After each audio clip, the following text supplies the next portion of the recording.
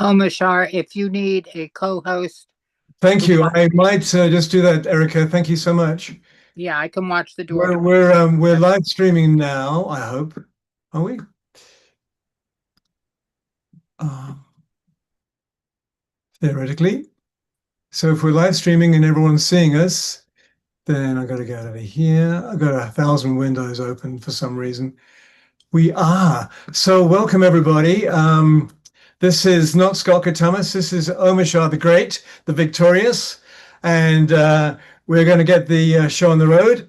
And here comes the bumper. I have to share my screen, and I'm going to do all these things that I'm on. Show computer sounds, stereo, let you in. We're going to go here. 1, 2, 3, 4, 5. Go here and action.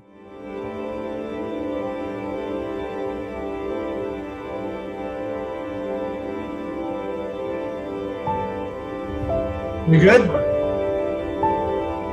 So I'll give you, thank you. What if I were to suggest that you play a key role in the awakening world?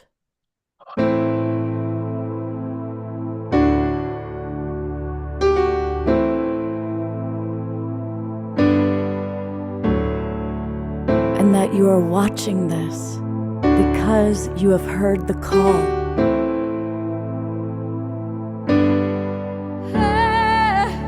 We can start right now by opening our hearts and minds.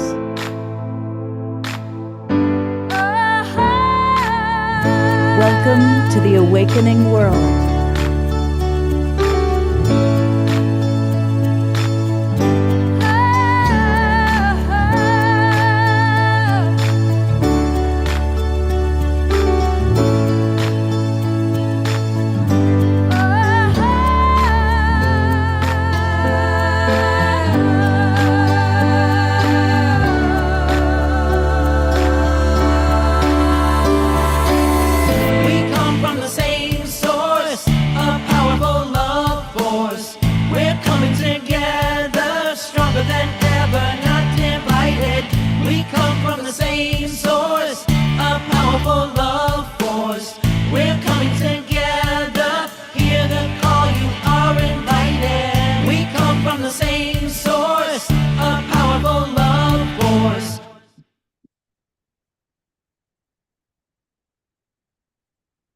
That's right. We do come from the same source, and it is a powerful love force.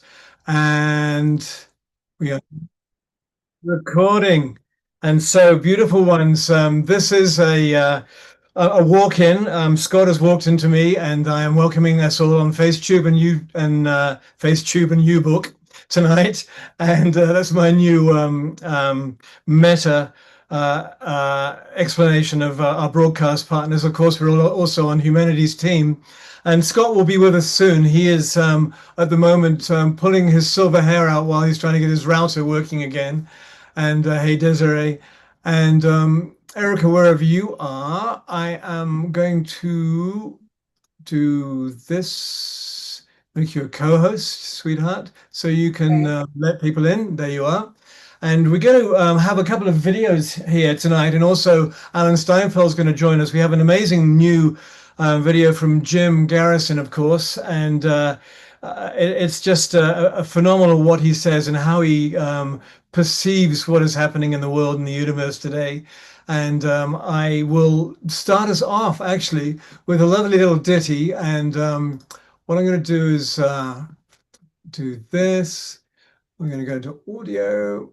And actually, what I'm going to do, thank you for being with me as we make this up on the fly. And I'm going to go here. And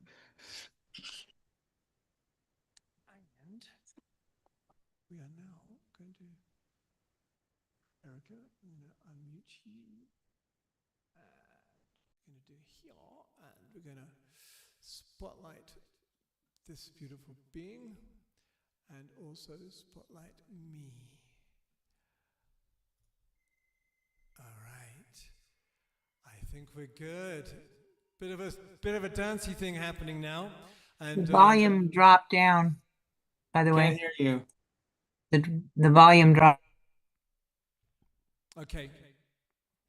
I know that it happens when I change mic source. So if you want to speak, just raise your hand or just speak, because this is our show. And this is called Out of the Blue.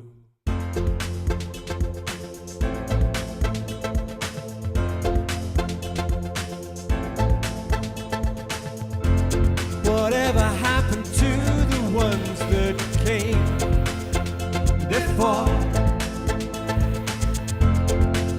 Did they just vanish into the blue?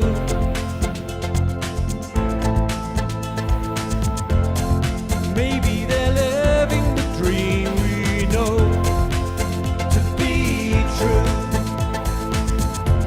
and reaching their hands back out of the blue.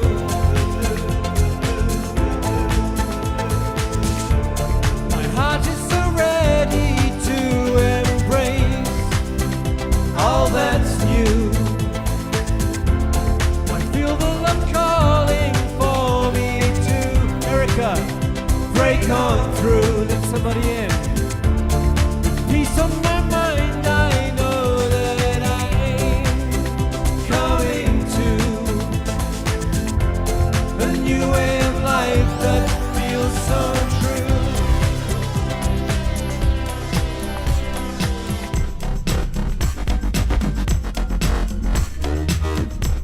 Ba-da-dum-dum-dum-dum-dum.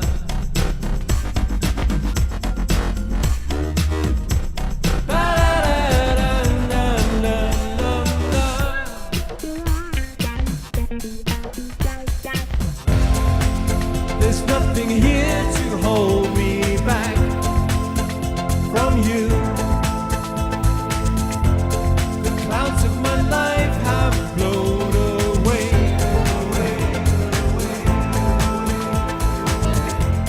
My lightness of being lifts me every day. I find myself feeling not so blue.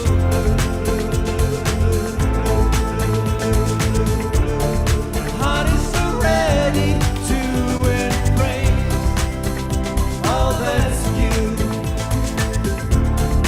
Feel the love calling for me to break on through.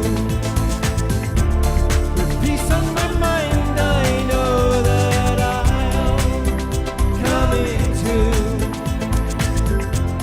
a new way of life that feels so true.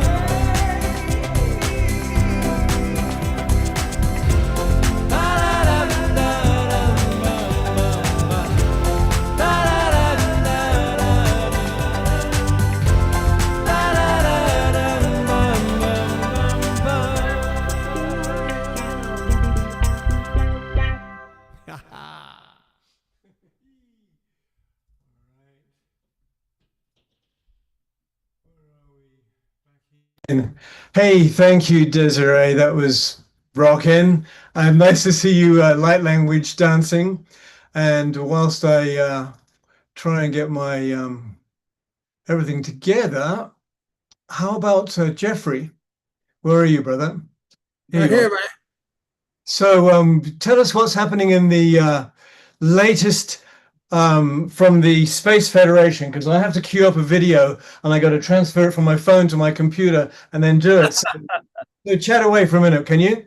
I absolutely will. So there, I don't mind to it. I love talking about the International Space Federation for a lot of purposes, but mostly it's really going to be the salvation of humanity, because as we know, there is a technology and a science that says we can have free energy, 0-point energy. So Nassim and the group are really focused on getting the science implemented into the collective consciousness of humanity, because it also leads to gravity control. So their focused energy is totally on the science, writing the science, getting the science adopted in mainstream.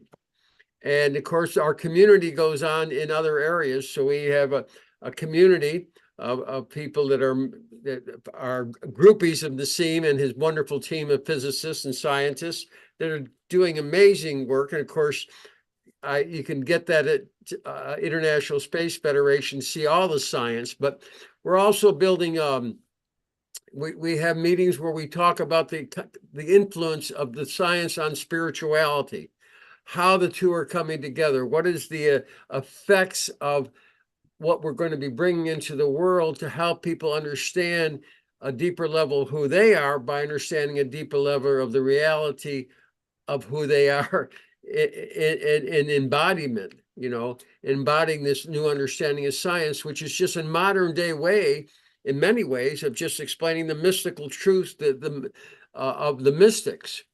So we're working together to produce courses and things coming up. They're going to, again, one of the biggest subjects for everyone is curious about is consciousness. Inez and people are going to be working on new platforms to delve deeper into the nature of consciousness and how that is related to from a deep scientific point of view. And we got into and I see Reawakening Andrews here, but he could get it. He would have been fun to have at the conversation, because we got into deep into what AI is, what it could be, where it's going. And we with some of the most informed people on the planet are these people that are members of the community of the International Space Federation team. But it was no real consensus. I mean, we all had a lot of fun seeing what we could bring up from AI, but is it? I know they have railings on it, and they try to keep it in a box, but is it escaping the box? And one of the things we were looking at is what Adam Apollo, who is super brilliant, and many people here know Adam Apollo and have seen his work, and what he's taking it, where he seems to be taking it, I believe it. We didn't come to any consensus, but where he seems to be taking it to a whole new level of the mystery of what AI could be, and as far as communicating in the field, in the galactic field, with other entities. So we'll see how all that plays out. But come join the International Space Federation, and you can. I'll put my email in. If you're interested in the science, want to go deep into it, we have a wonderful community that meets every Wednesday to delve deeper and share our understanding of the unified physics model and the nature of reality. How's that? Oh, Want me to keep going? Thank you, Jeffrey. That's awesome. So what I'm going to do now is I'm going to cue up the Jim Garrison video. And when that comes to a conclusion, it'll be about halfway, and I'll come in with a song. But I'm going to call Scott in a moment, because he's going, well, this is his baby, and we're looking after his baby for him. And so bear with me again whilst I just cue up this video, and I'll need some thumbs up to make sure that it is all working awesomely. So all right, here we went. I'm going to go here. I'm going to go here. All right, and here again.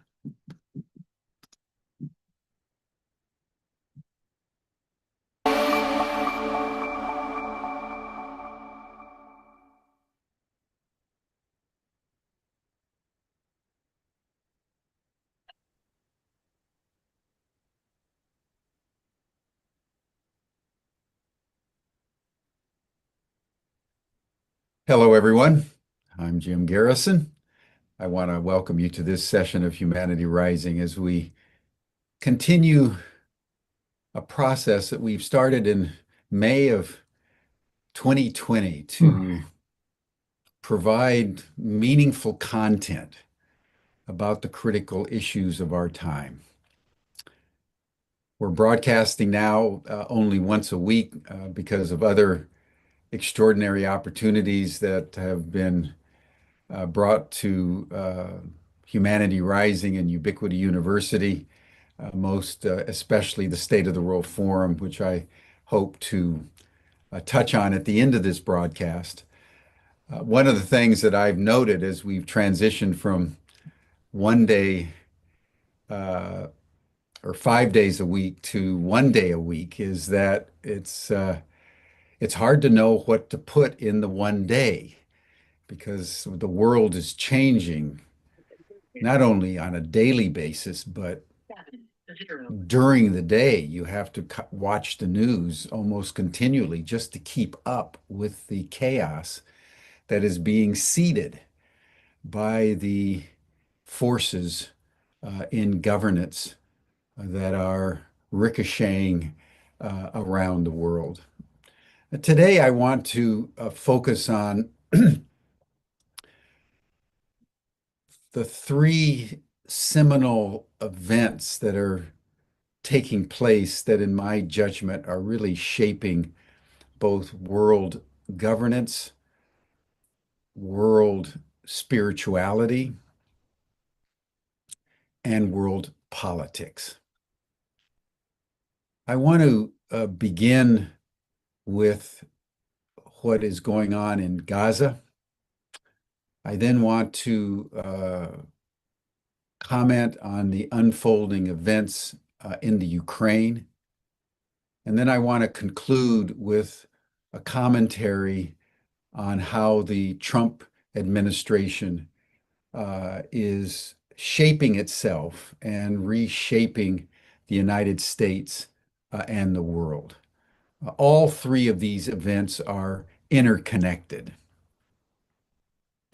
and they are fundamental for us to understand as we contemplate how we enable humanity to rise in an increasingly turbulent and unstable global situation in which virtually every aspect of human affairs is being upended by events. And probably the safest thing that one can say about current human, personal, global reality is that the center no longer holds. And it's increasingly challenging for us, any of us, to connect the dots.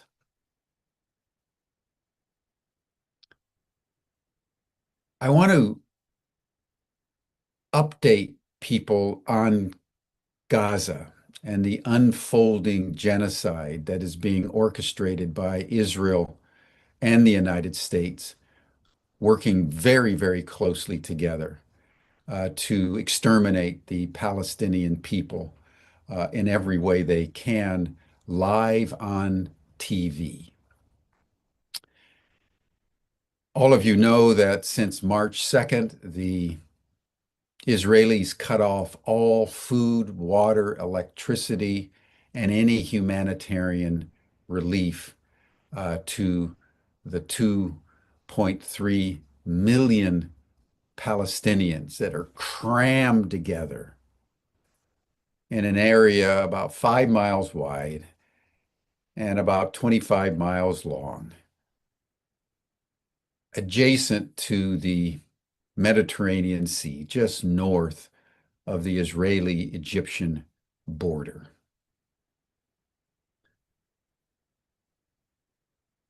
The starvation that has ensued has been extraordinary. Children are dying by the day. The entire population is on the verge of starvation. There's been no food, no water, no electricity. And at the same time, the Israelis have been conducting, it is estimated, 150 airstrikes a day. And that doesn't count the drones, the artillery bombardment from the tanks. At every level, the Gazans have been subjected to unprecedented bombardment, the most concentrated bombardment in the history of the world. And I want us to just take in for a moment what that means. During the Vietnam War, the United States set a world record, which included the First World War and the Second World War and every other war in history, by putting more bombs into Vietnam than had ever been dropped on any country in the history of the world. And it averaged about 15 tons per square kilometer of the entire country of South Vietnam. The Israelis, in the last 600 days, since the latest intensity of the genocide has been conducted since October 7th, 2023, have dropped an average of 275 tons per kilometer in Gaza. They've literally blown Gaza to smithereens, destroying over 90% of all the buildings. All the hospitals have been taken offline. All the stores, the restaurants, the civic institutions, all the universities, all the high schools, all the primary schools, all the kindergartens have been blown up.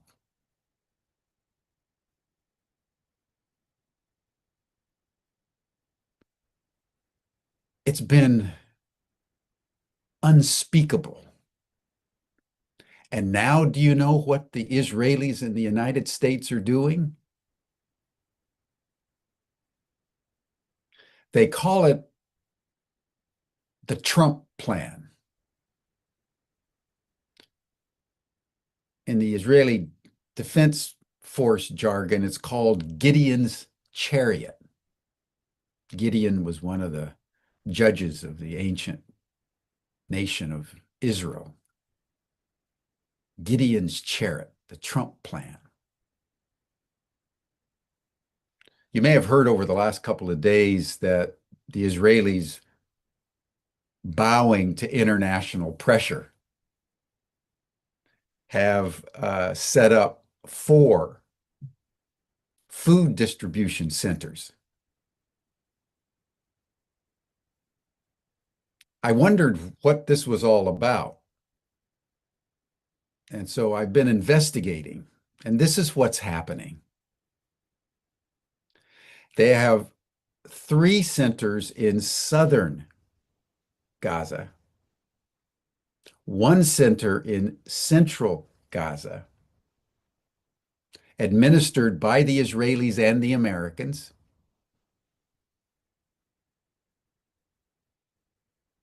and they're starving all the people in northern Gaza and giving them a choice. You want food? You want water? You have to go to that food distribution center in central Gaza. And once you get there, you can't go back.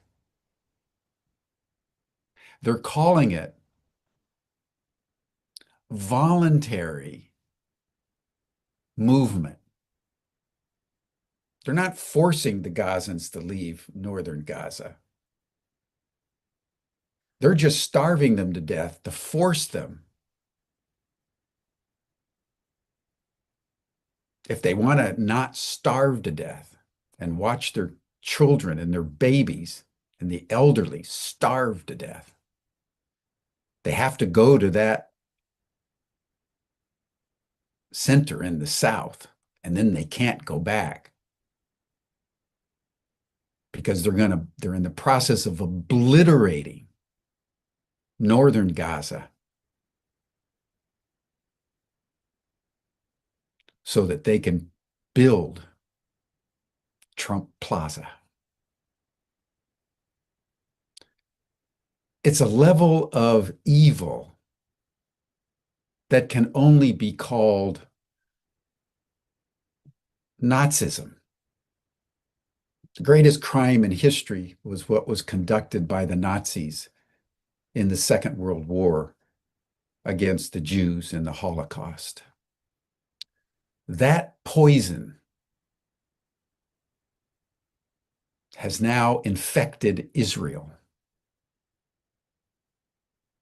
What's happening in Israel is in full measure equal to the Holocaust that the Germans transacted against the Jews. And the Israelis are now transacting it against the Palestinians. That's what's true, with the full backing of the United States of America and the European nations, the colonial powers, all of whom are guilty of genocide, are supporting the genocide against the Palestinians. I want to deepen this and reflect on the poison of Nazi ideology, an ideology that is intensely racist and believes in the affirmative virtue of genocide. That's what characterized the Nazis. They elevated genocide to a virtue.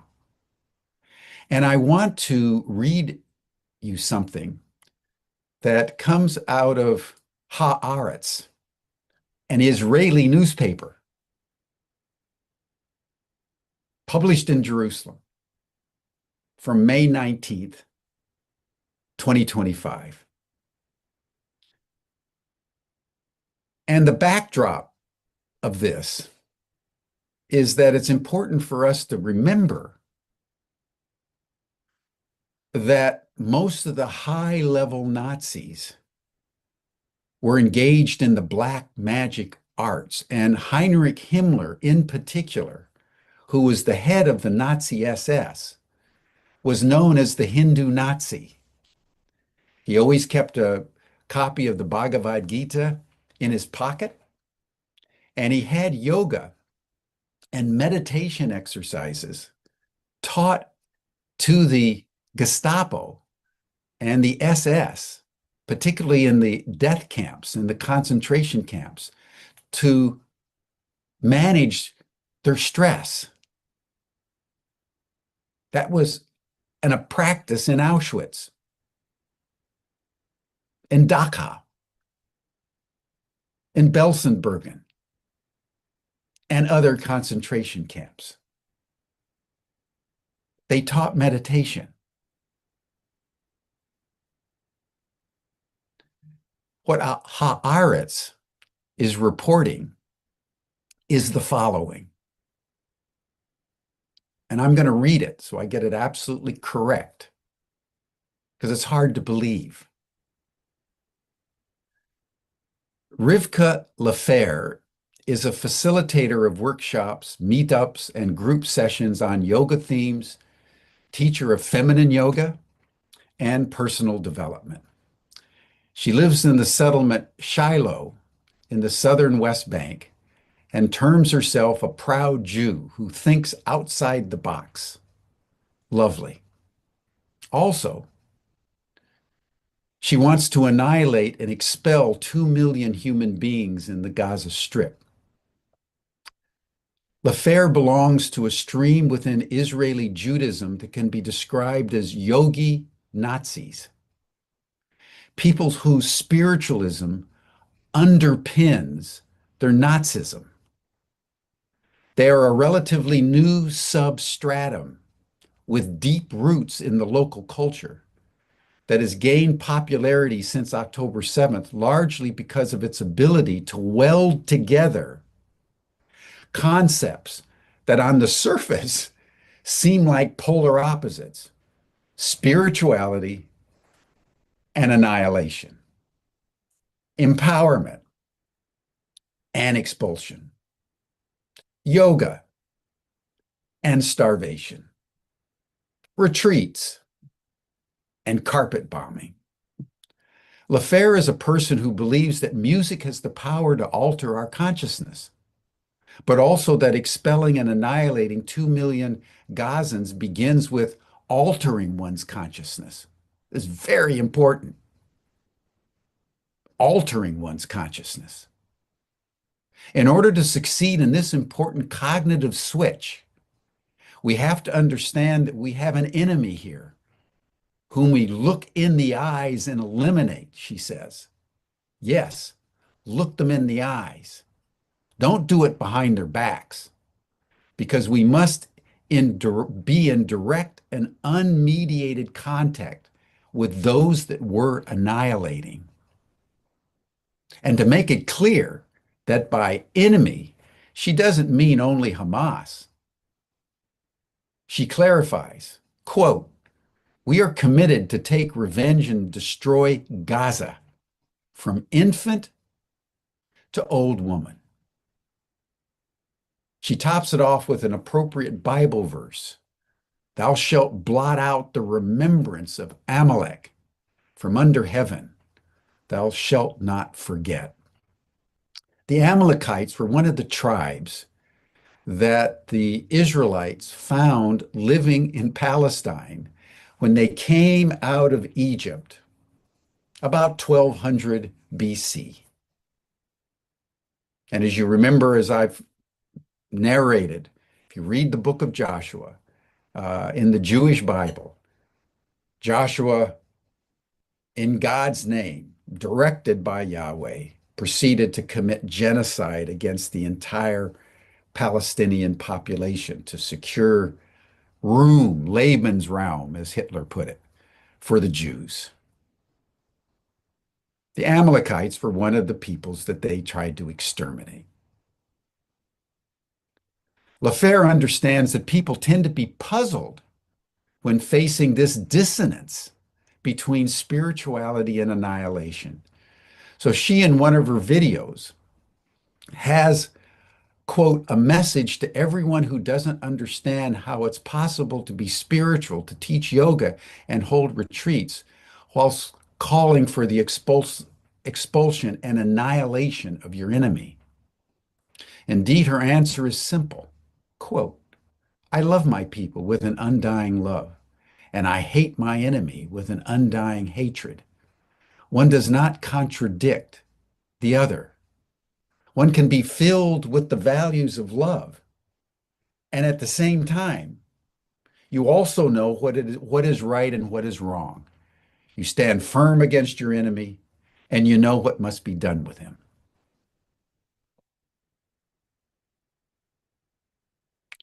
The article goes on to talk about other people in Israel.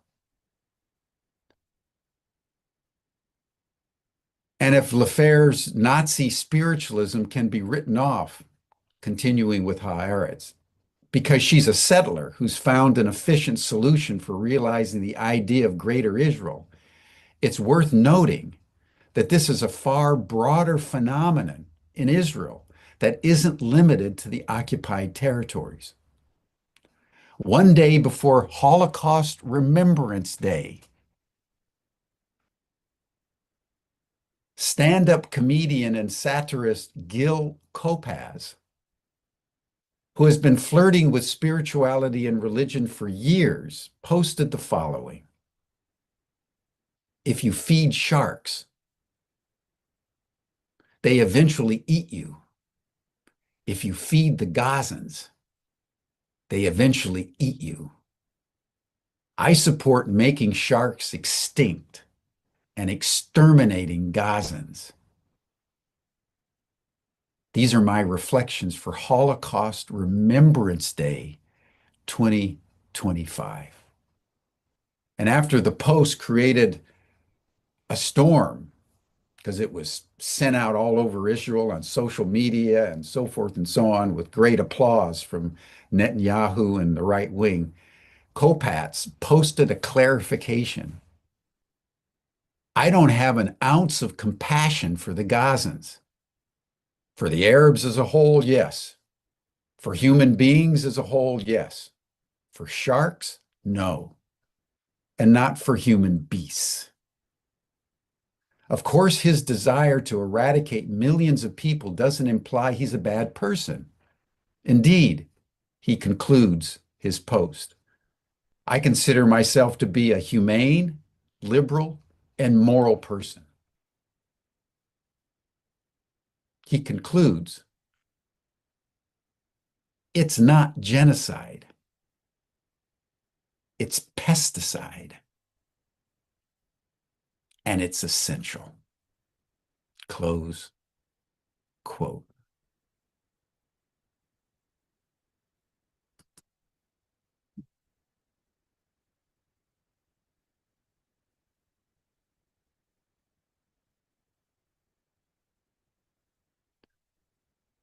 I've mentioned before on Humanity Rising that Carl Jung calls this mass hysteria, that disposition of the psyche in which people can be, at one level, completely normal. Koplatz is a comedian, satirist, very funny, considered a liberal, and considers himself very humane. And at the same time, he believes that genocide is a moral imperative for the Jews, for Israel, to establish greater Israel that God has promised the Jews. And like Joshua, 1200 BC, he believes that genocide against the local peoples, so the Israelites can have Lebensraum, as the Nazis put it, is a moral virtue.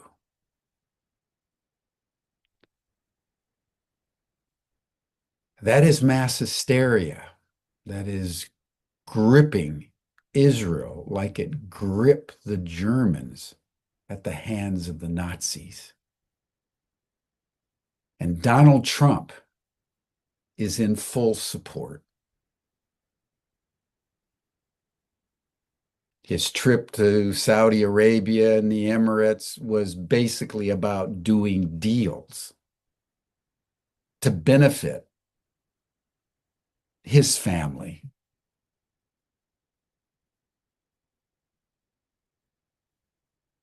Including a $400 million mansion in the sky, the most luxurious 747 ever designed, which is a palace in a 747 that was gifted to him by the emirs of the UAE, the United Arab Republics, as basically a bribe to him personally.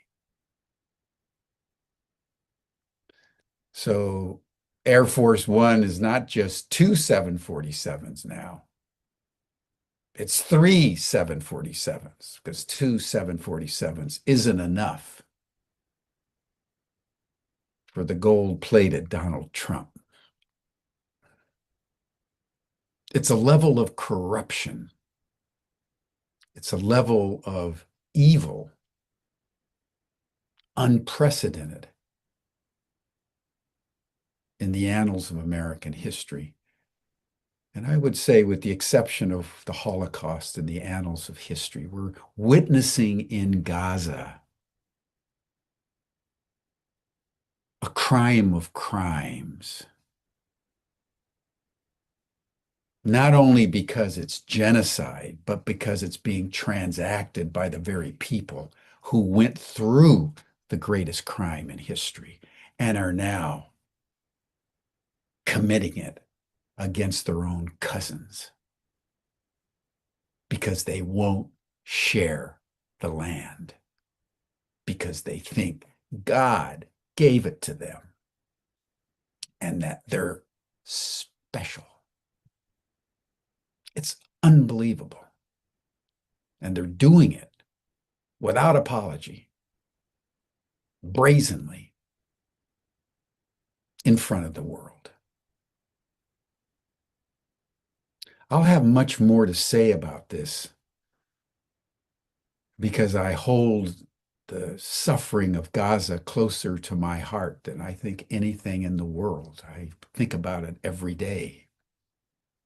And I mourn and I grieve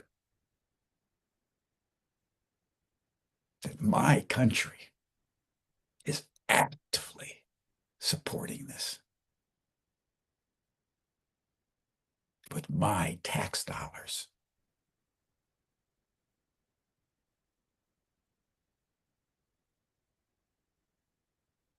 It's as close to an unforgivable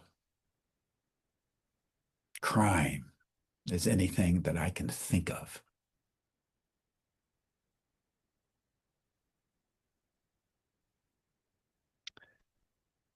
Let me turn to what's going on in Ukraine, because I think it's very important for us to understand the realities that the same mentality that is actively supporting genocide in Gaza is what is running away from Ukraine. I said 3 years ago in my teach-ins here on Humanity Rising about the war in Ukraine, it was going to end with 3 inevitable outcomes. The Russians were going to win. The Americans were going to walk away. And Ukraine was going to be destroyed.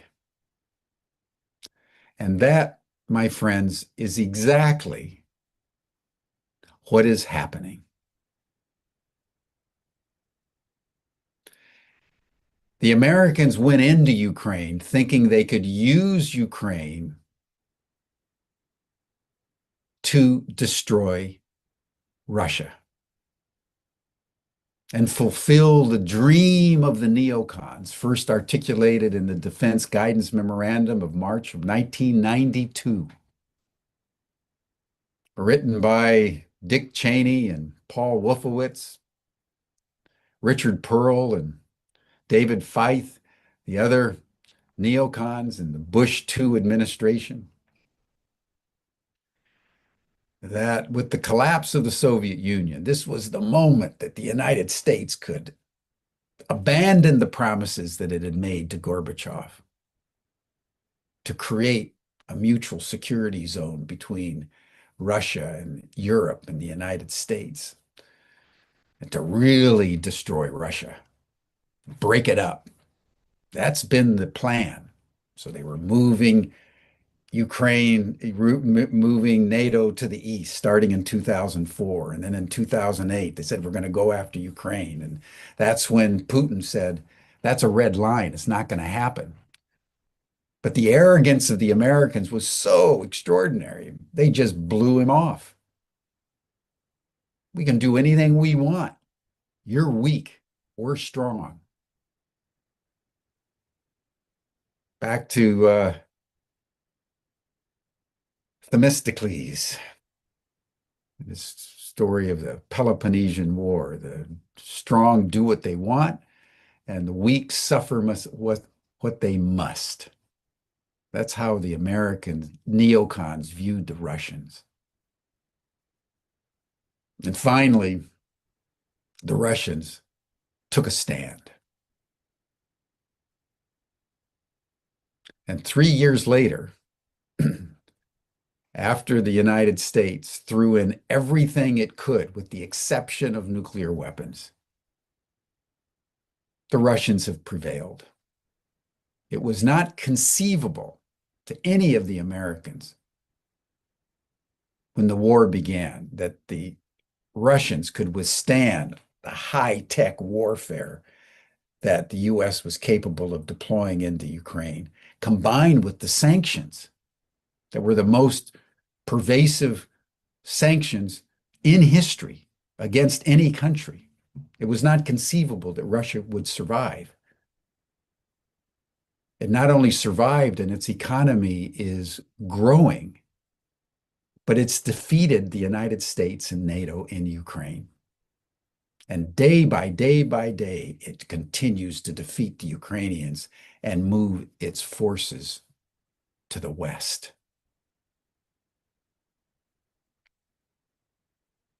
Trump is not abandoning Ukraine because he wants to. He's abandoning Ukraine for the same reasons that the Nazis abandoned Russia after their invasion in 1941.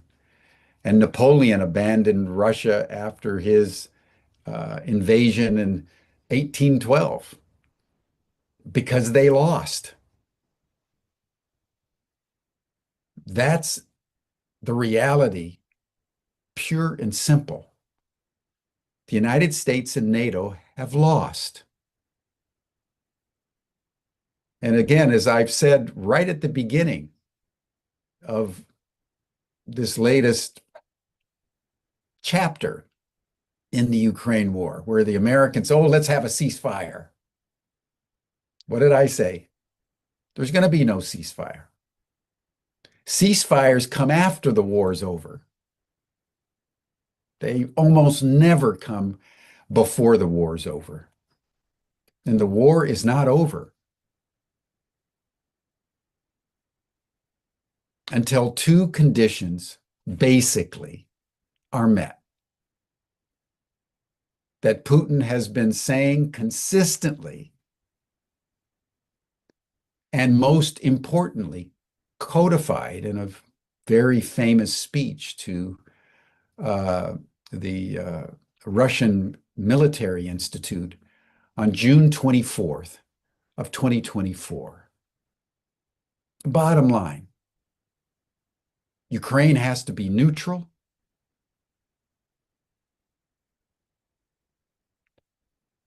And the world needs to recognize that the Donbass and Crimea are forever now Russia. The Crimeans and the people in the eastern Ukraine voted to be annexed by Russia, and this was done. So in the Russian constitution and in the Russian mind, the Donbass, eastern Ukraine, is now Russia. Crimea is now Russia. And that's not going to change. And the Russians are going to continue to take more and more Ukrainian territory until there's a surrender. And when the surrender happens, then we'll have a ceasefire. But it's not going to happen until these conditions are met. It's not credible for the United States even to propose a ceasefire because it's a co-combatant with Ukraine. It's not like the Pope or Switzerland or Saudi Arabia could come in and say, let's broker an agreement. Let's have a ceasefire and I'll serve as an honest broker. It's like Pope Leo. He's willing to serve as an honest broker for peace settlements or a ceasefire. That's credible. For Donald Trump to propose a ceasefire is not credible. Because it's the United States that's been using the Ukrainians and is still arming the Ukrainians as we speak.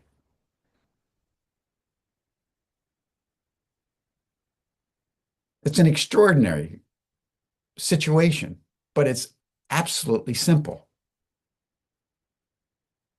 The Russians are now in control. And there's a lot of talk in the news that Donald Trump is just going to walk away and leave it to the Russians and the Ukrainians to sort out. That's exactly how it's going to end. That's what happened in Vietnam. That's what happened in Iraq. That's what happened in Afghanistan, among many other examples that I could cite. At some point, the United States decides it's not worth it anymore. It walks away. And like in Vietnam, it left the South Vietnamese and the North Vietnamese to just basically work it out. And the next thing you knew, South Vietnam had collapsed. North Vietnam had taken over. And Vietnam is a flourishing country in the world today. And all this propaganda and all this misinformation about the domino theory that if Vietnam falls to the communists, the next thing you know, they were going to be on the doorsteps of Washington, D.C., was a complete fiction.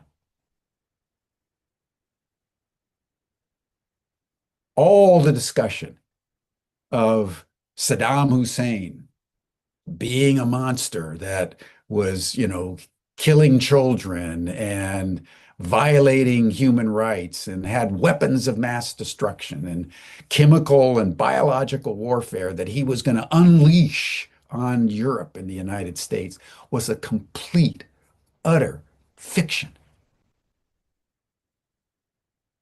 All this discussion of defending Ukraine against Russia and defending civilization because Putin and the Russians were going to take all of Ukraine and then they were going to take over Europe. And the next thing you know, they're going to be here in the United States. If you don't stop them in Vietnam, if you don't stop them in Iraq, if you don't stop them in Ukraine, all is lost. And guess what? None of that was true.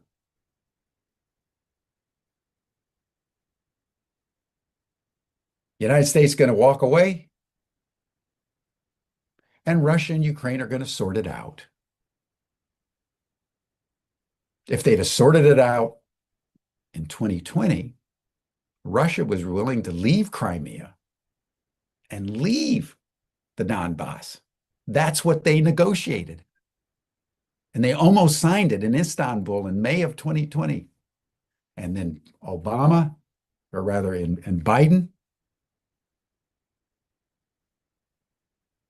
put the kibosh on it, said, no, we think you can defeat the Russians. Because the Ukrainians from the very beginning, like the South Vietnamese, like the poor Iraqis, are proxies for another agenda. In the case of Ukraine, weakening and destroying Russia, and Ukraine was just cannon fodder. And the United States was willing to fight to the last Ukrainian, and they were destroying the country like they did Vietnam and like they did Iraq. And now they're going to walk away. Not because they're moral, but because they've lost. That's what's true. That's what's true. And all the stuff in the media is just chaff in the wind. And the reality is, as I've described. And the longer the Americans and the Europeans support the Ukrainians, the more territory Russia is going to take. Finally, they will clearly make it all the way to the Dnieper River, but they may also take Odessa, they may take Kharkiv, they may even take Kiev before they're done. So the longer we ignore and resist the obvious, the worse it is going to be for Ukraine. That's what's true.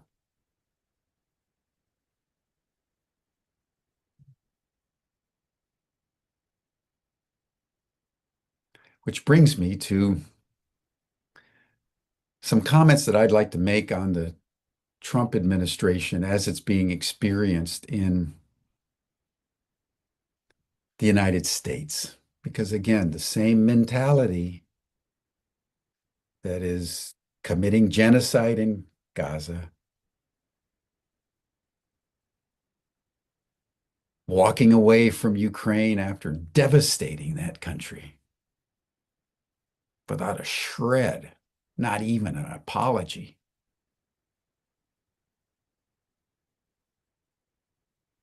is what is destroying the United States.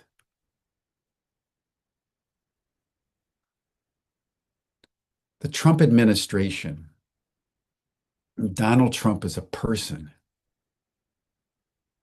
is breaking down the civic institutions in America in ways that are unprecedented in the annals of American history. This country, of which I'm a citizen, was founded in an act of genius that has been recognized by multiple historians as possibly the greatest act of governance, the greatest architecture of governance in history, with the possible exception of Caesar Augustus's Principate in the transitional moment between BC and AD, roughly coterminous with the life of Jesus of Nazareth.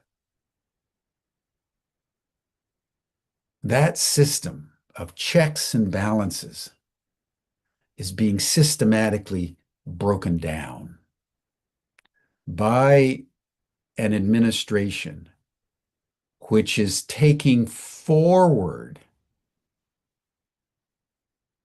the ideology of the neocons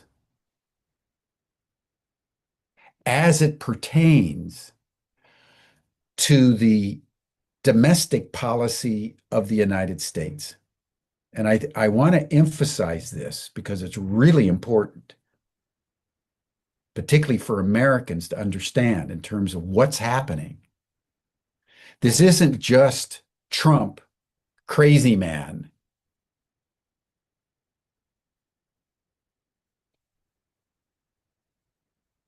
acting as Michael Moore has said recently, like a Molotov cocktail being thrown into the constitutional system.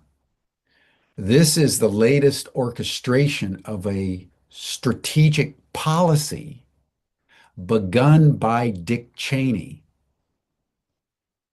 when he was vice president under Bush Jr., called the unitary presidency. The mentality that conceived of the unipolar moment where only the United States was dominant around the world. And that's why they wanted to break up Russia. Russia was the only country that could really challenge America because it's so big and it has nuclear weapons. You break up Russia, you secure unipolar dominance, full spectrum dominance for many, many years to come. The neocons knew that, the Russians knew it, and the Chinese knew it. The corollary to that is you have a unipolar presidency. Just like you don't want to have Russia or China get in your way, you don't want the legislative branch or the courts to get in your way. You want to do what you want to do, and that's what the strategic goal is. It's a unitary presidency. This is a thought form. This is a theory that has been incubated by the Heritage Institute and all the Koch brothers, and because you don't want to deal with all these environmental regulations. You don't want to deal with court orders. You want to rape and pillage without constraint. And that's what the unitary presidency, the unitary executive, listen to Steve Bannon. This is all about breaking down the civic institutions, what Bannon calls the administrative state. so you can build up a strong executive to do whatever it wants.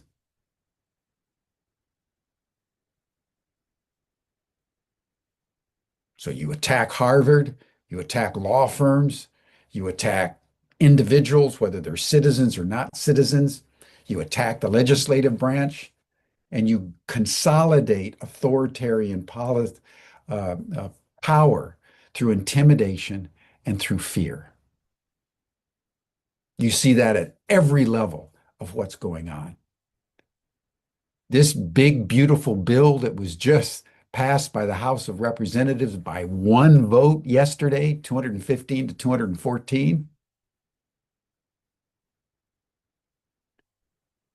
marked not only the greatest transfer of wealth upwards in American history, while eviscerating any aid to poor people or vulnerable people. School lunches for poor kids, all has been eliminated. 9 to 12 million poor people, elderly people are being stripped of Medicaid. While the Pentagon budget is being increased, where most of the corruption and the waste resides. And there is tax cuts for the rich that are going to increase our deficit by nearly $3 trillion at a moment when the deficit of the United States is getting so massive that the interest, just the interest on the 35 plus trillions of dollars that have been accumulated over the last several decades. We're paying $1 trillion a year in interest. This is bigger. This is as big as the defense budget. It's bigger than entitlements, Social Security and Medicare, and government spending for bridges and roads and everything that they do is now being eaten up by interest on the debt. But they are now decreasing taxes, so the government has even less money to pay for it, while they make the rich richer and richer and richer, and now they're starting to cannibalize the poor, because the poor people in this country don't mean much more to Donald Trump and the neocons than the Palestinians in Gaza, or the million Ukrainians that have been slaughtered in a senseless war. And this point must be understood, that the mentality that will generate genocide actively, brazenly, and sacrifice entire nations, whether it's Vietnam or Iraq, Afghanistan, Libya, Somalia, Lebanon, Syria, Sudan, you name it. Over 100 countries have been destabilized, destroyed, or somehow manipulated by the U.S. government since the end of the Second World War. It's what the United States has done around the world.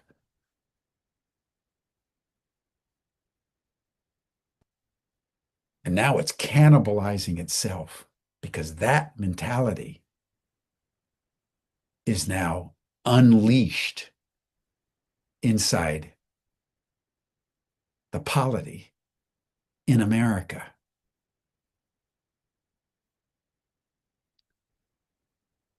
And so how we understand this, how we connect these dots, is critical for us to understand. And I know this has been a rather stark presentation, but the situation within which we find ourselves is increasingly stark. Two final points. First, remember, the Supreme Court last year voted 6-3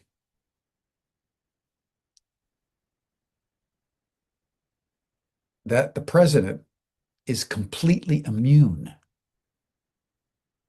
from any prosecution while he's president of the United States, engaging in official acts.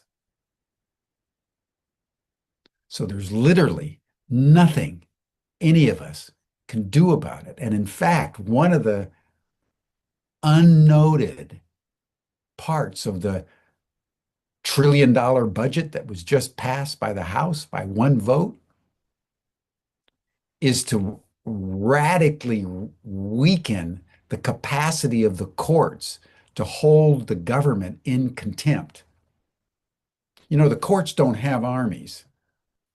So when the Supreme Court makes a ruling,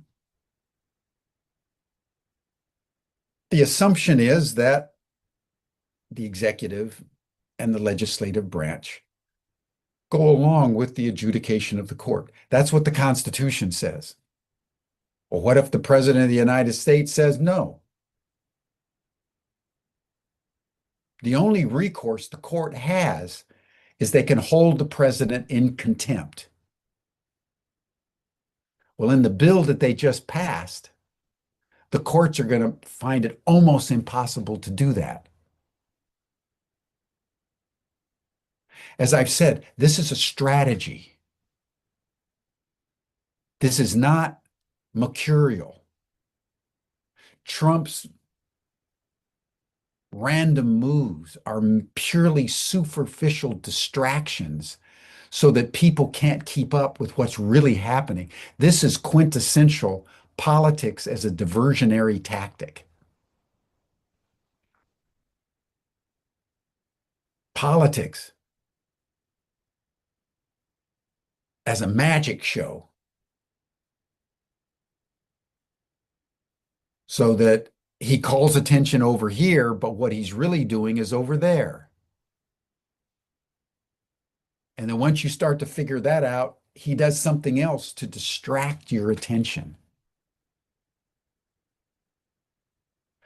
Final point I want to make about Trump is that this mentality was taken to absurd levels in his meeting a few days ago with President Ramaphosa of South Africa, where in the midst of his genocide in Gaza against 2 million people, he accused the South Africans of genocide because there's been a couple of farmers, white farmers, who've been killed. That is not genocide.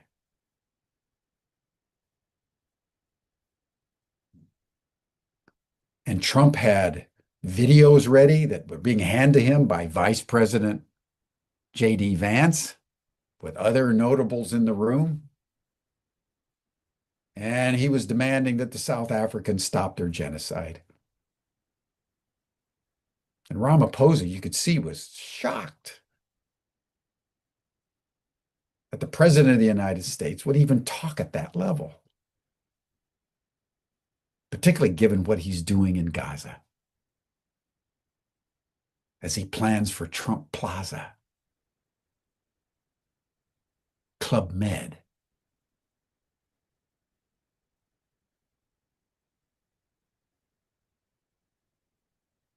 That's an insight into the mentality of not only the man, but the entire administration of Donald Trump. That's what we're dealing with. You know, I was born in China.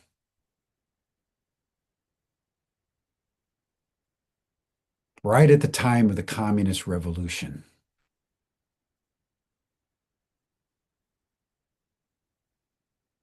My parents told me a story that when they got to that area before the revolution,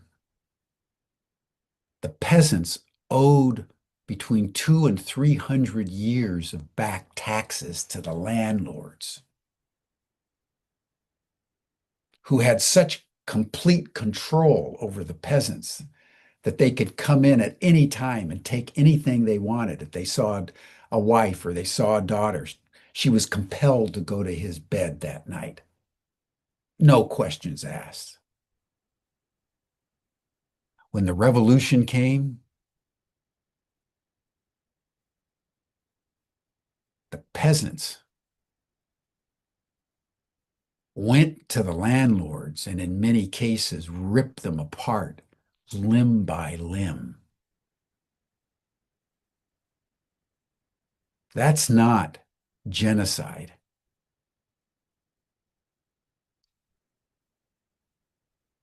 That is vengeance. That is retribution. And for the president not to understand that after what the whites in South Africa did to the black people, it is inevitable, even with the Truth and Reconciliation Commission, that there would be the passion of vengeance in isolated areas. The fact that there was only a couple killed is actually a testament to the patience and the mercy and the capacity to forgive on the part of the black population of South Africa. And it's important for us to understand this.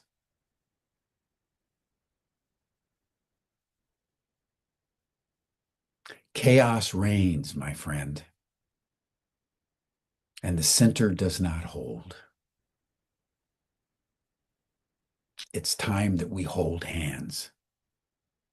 It's time, as we're trying to do through the State of the World Forum in December, to connect the dots, to try to assemble a meaning framework of the different data points that are happening in our world. Because if we can simply hold in our awareness the contradictions,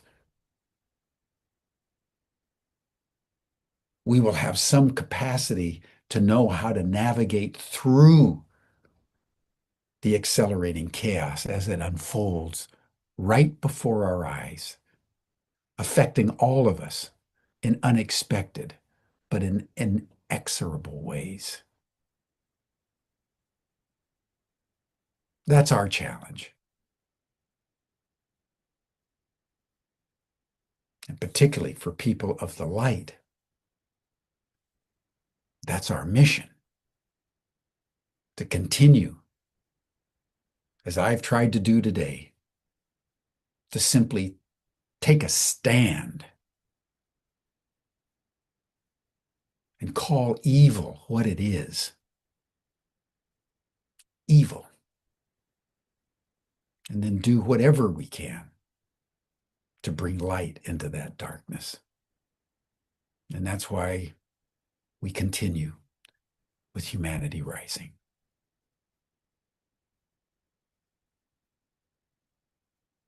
So thank you, everyone, for your patience with me today. I feel so deeply about these issues, particularly the suffering of the Gazans, those poor Palestinians that are being starved and bombarded 24/7, now for 600 continuous days. Let us hold them in our hearts. That'll bring our session to a close. I'll be happy to join the after chat. For those of you who would like to deepen this conversation for a little bit, you'll see the link for the after chat in the chat.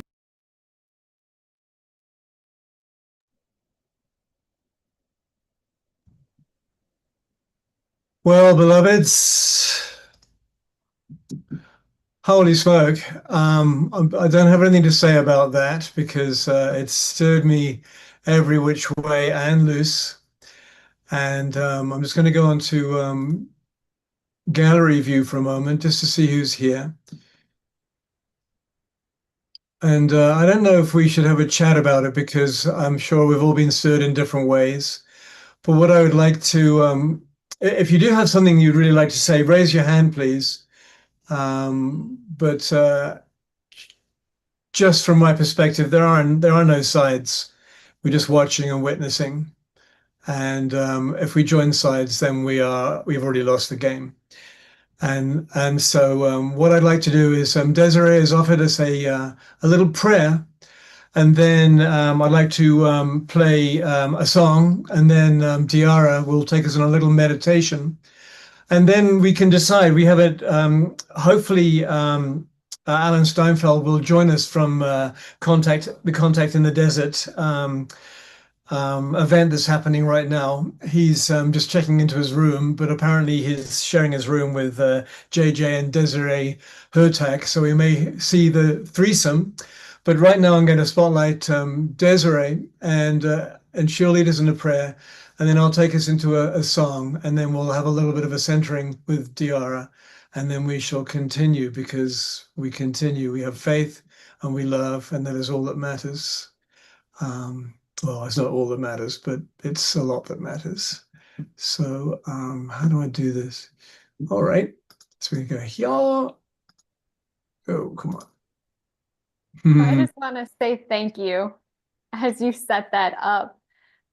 It was a very heavy message at times, but at the end, Jim Garrison did mention that we need to bring light into the darkness. So I'd like to do a little bit of that now. If you'd like to join me, we're going to bring in some light language. So go ahead and take a nice big breath in through the nose and out through the mouth. We're going to connect our heart centers. We're going to start by grounding off some of that heaviness. Notice that counterclockwise swirl. We're just grounding that energy, transmuting that energy. We do have the knowledge of what was said. We can use that knowledge to help further growth, bringing in the light, they say. Yes, very good. So another big breath in through the nose, out through the mouth. Let's see how much light energy we can bring in. So I'm just asking, may we please bring light to those people in need at this time? May we please bring light to those situations that need the light at this time?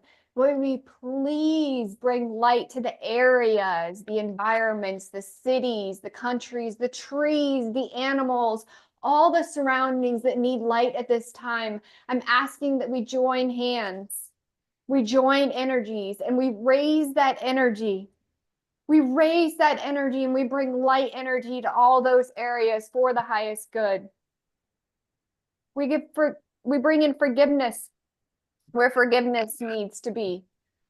We realize that those individuals in front of us are human just like we are.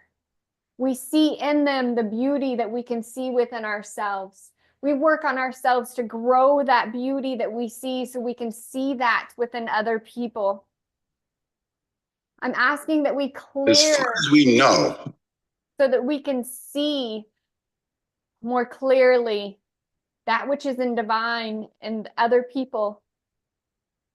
I'm asking that we raise that vibration, bringing in those spirit guides, ancestors, energies to help those frequencies. I'm literally seeing the love frequency right in front of my eyes.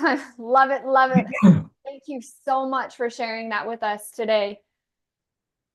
So I'm just asking that we spread that love not only throughout ourselves, but throughout the areas that we touch, the other people that we touch, the things that we think about, that we talk love, we speak love into it. We share the love with other individuals as well. We find the love. We bring in the peace. Thank you. Seeing a lot of peace being brought in now. seeing flowers opening up and growing as well. I love seeing that. Thank you. Thank you. There's a lot of growth, so much it was almost pulling me off balance. Very nice. We are the light. We are the love. And I thank you for sharing that with all those around you. Thank you. Thank you, Desiree. That rocked. It's quite a challenge for me to view what is happening in the world and actually remain neutral. However, that is the mastery. I don't want to make anything less of it, because what is going down is absolutely abominable. And however, we are here to bring that which is real back into the light. And I'm going back into our focus, should I say. And I'll play the song now. Thank you so much, Desiree. And let's dance a little bit. All right.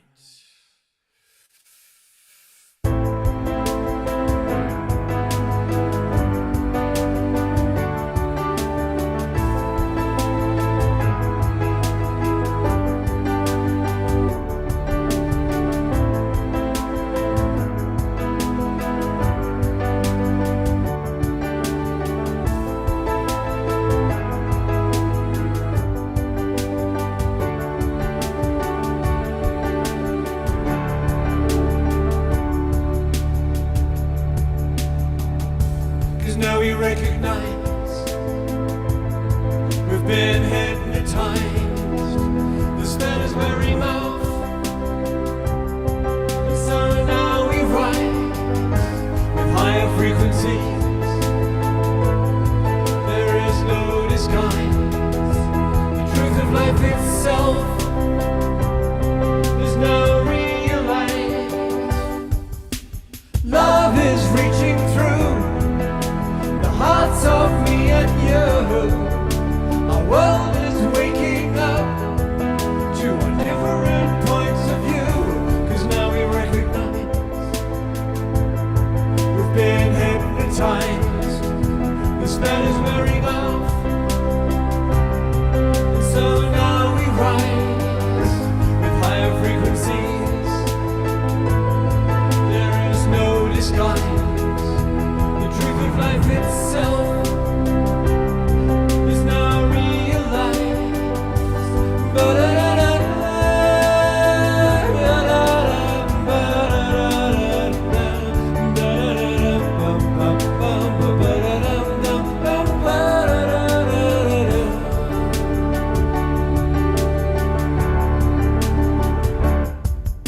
So shake yourself free of the past.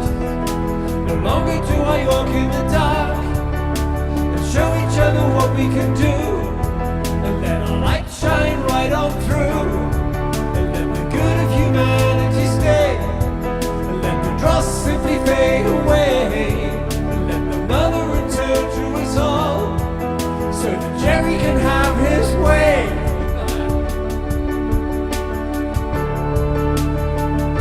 Cause now we recognize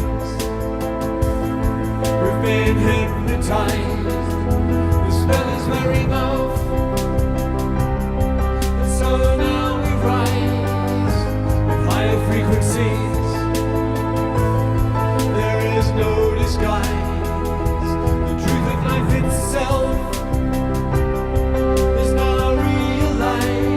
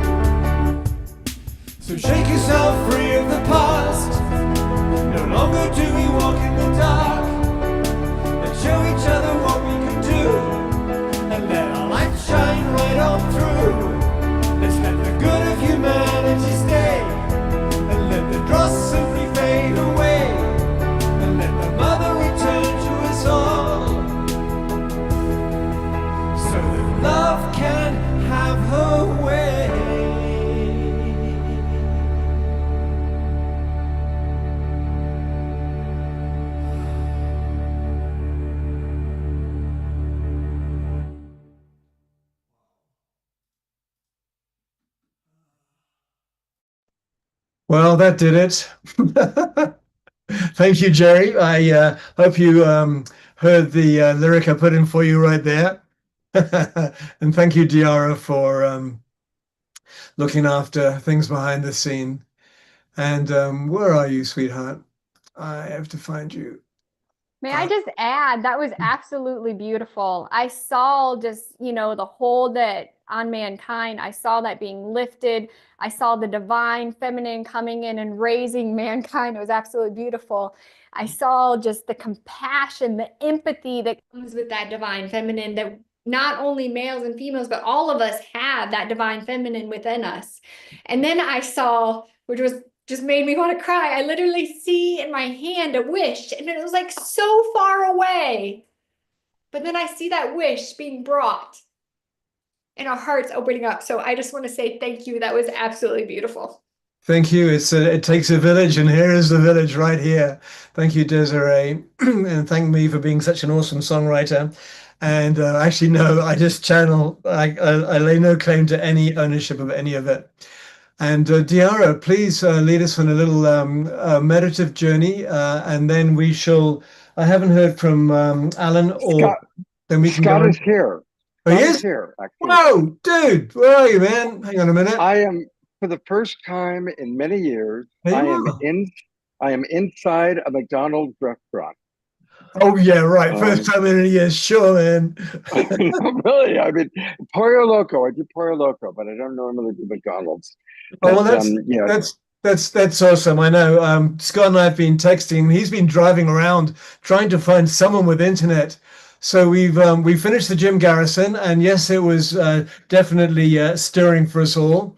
And Wow. Ray has just led us on a beautiful prayer, and Diara is just going to lead us in a short meditation Perfect. before we go into Danny Sheehan's video. And I know we haven't heard Okay. from Alan yet. Good to see you, Yeah. brother. Absolutely. And a couple things, just real quickly. It does look like we'll be able to hear from Alan Steinfeld and hopefully JJ and Desiree towards the end of the show. Also, I know that Andrew is with us. Has he shared yet? No, not yet. Okay, so that's something that we'll do at some point tonight as well. Well, we can but do it when we advertise for the Saturday show.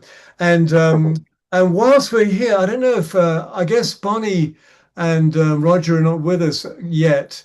They said they were going out to birthday dinner, but they were going to come back in time because to it's be part Bonnie's of the birthday. show. She's sweet 35, so that's pretty cool.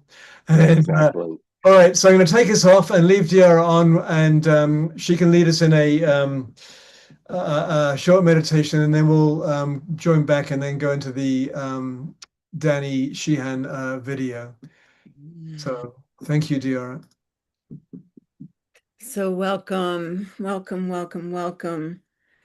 Oh, beloveds, take a deep breath in and continuing the beautiful trail that Desiree has opened for us, allowing our bodies to receive this healing energy now, absorbing all that came from what we heard, what we saw, what we pictured in our minds, what we know in our hearts, and allowing anything other than pure peace to enter our bodies, breathing out everything other than that now. And using our collective joy that we have in this room to amplify that light.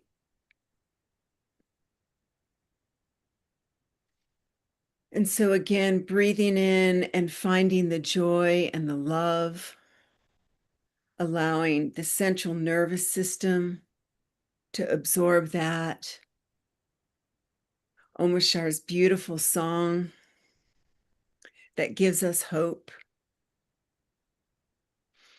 And we're so blessed in this community that we can move from the heavy truth into the lighter realms, and moving in a moment, as we will, into the celestial divinity for we are the ones that are the bridges of heaven and earth. And so with that, I'll say aho, and so it is.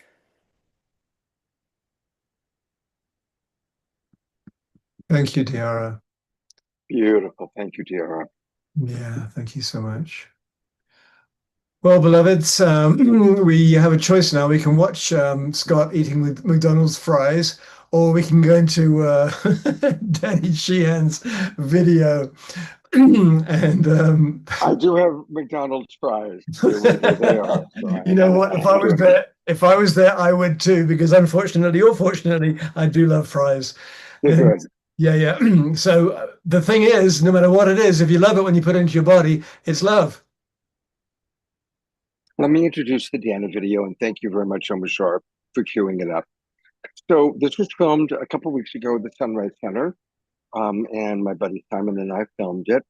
And again, Danny is extraordinary. I mean, this guy probably knows as much as anybody who can speak publicly about what's really going on with UFOs, UAPs, government disclosure. So he is, of course, representing the government whistleblowers that are coming out and talking about what's really happening. He's testifying before Congress. He was close to Pope Francis, and he's been in this field for 40 years. Jimmy Carter, when he was president, had Danny Sheehan, who he went to try and get information about what was going on with UFOs. He goes back that far.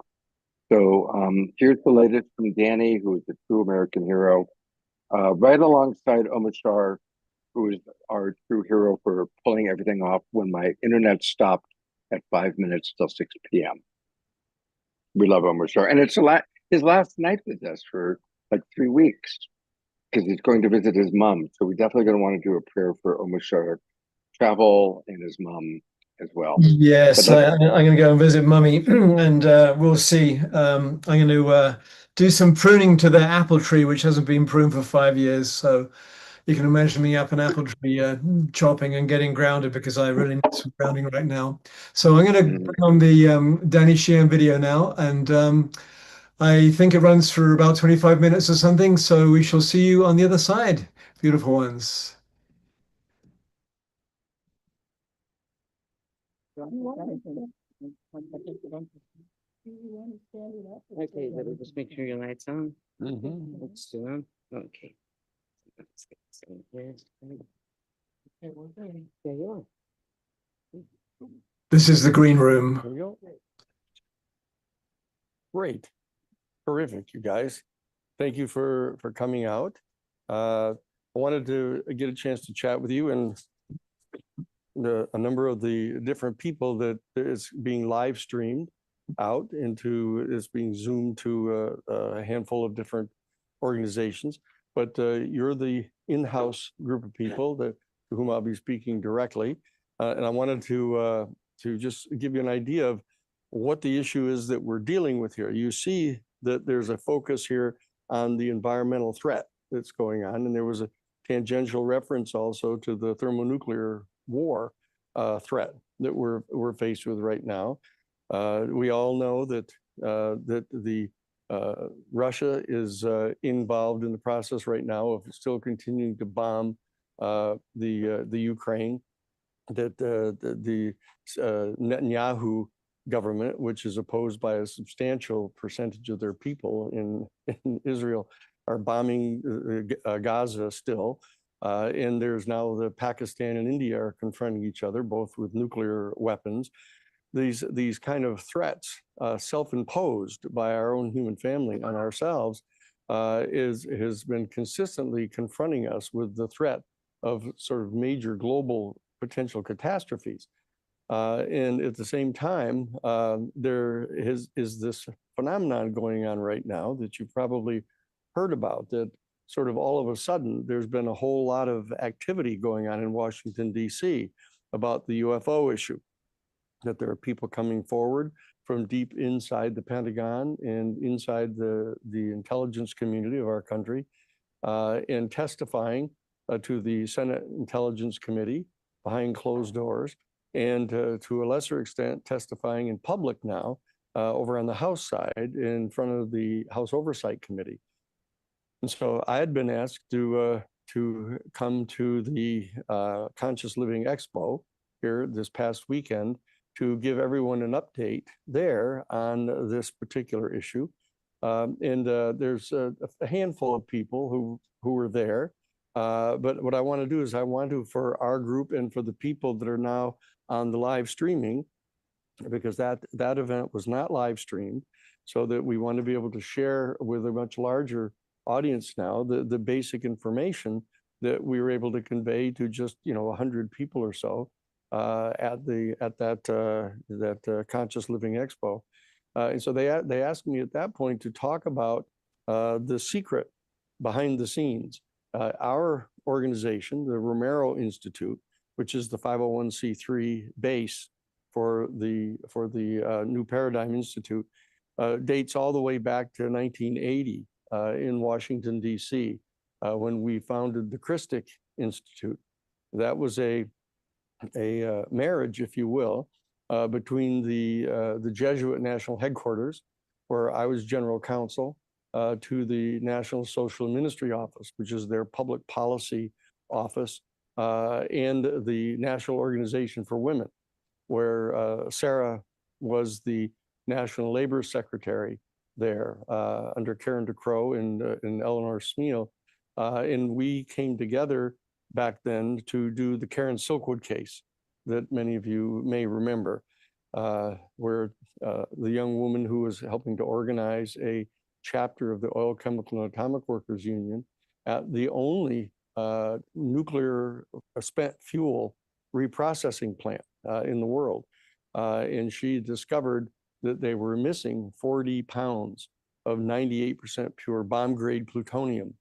And she called the National Office of the Oil, Chemical, and Atomic Workers and told them that she had discovered this and was complaining about how sloppy the facility must be to be missing 40 pounds of 98% pure bomb-grade plutonium.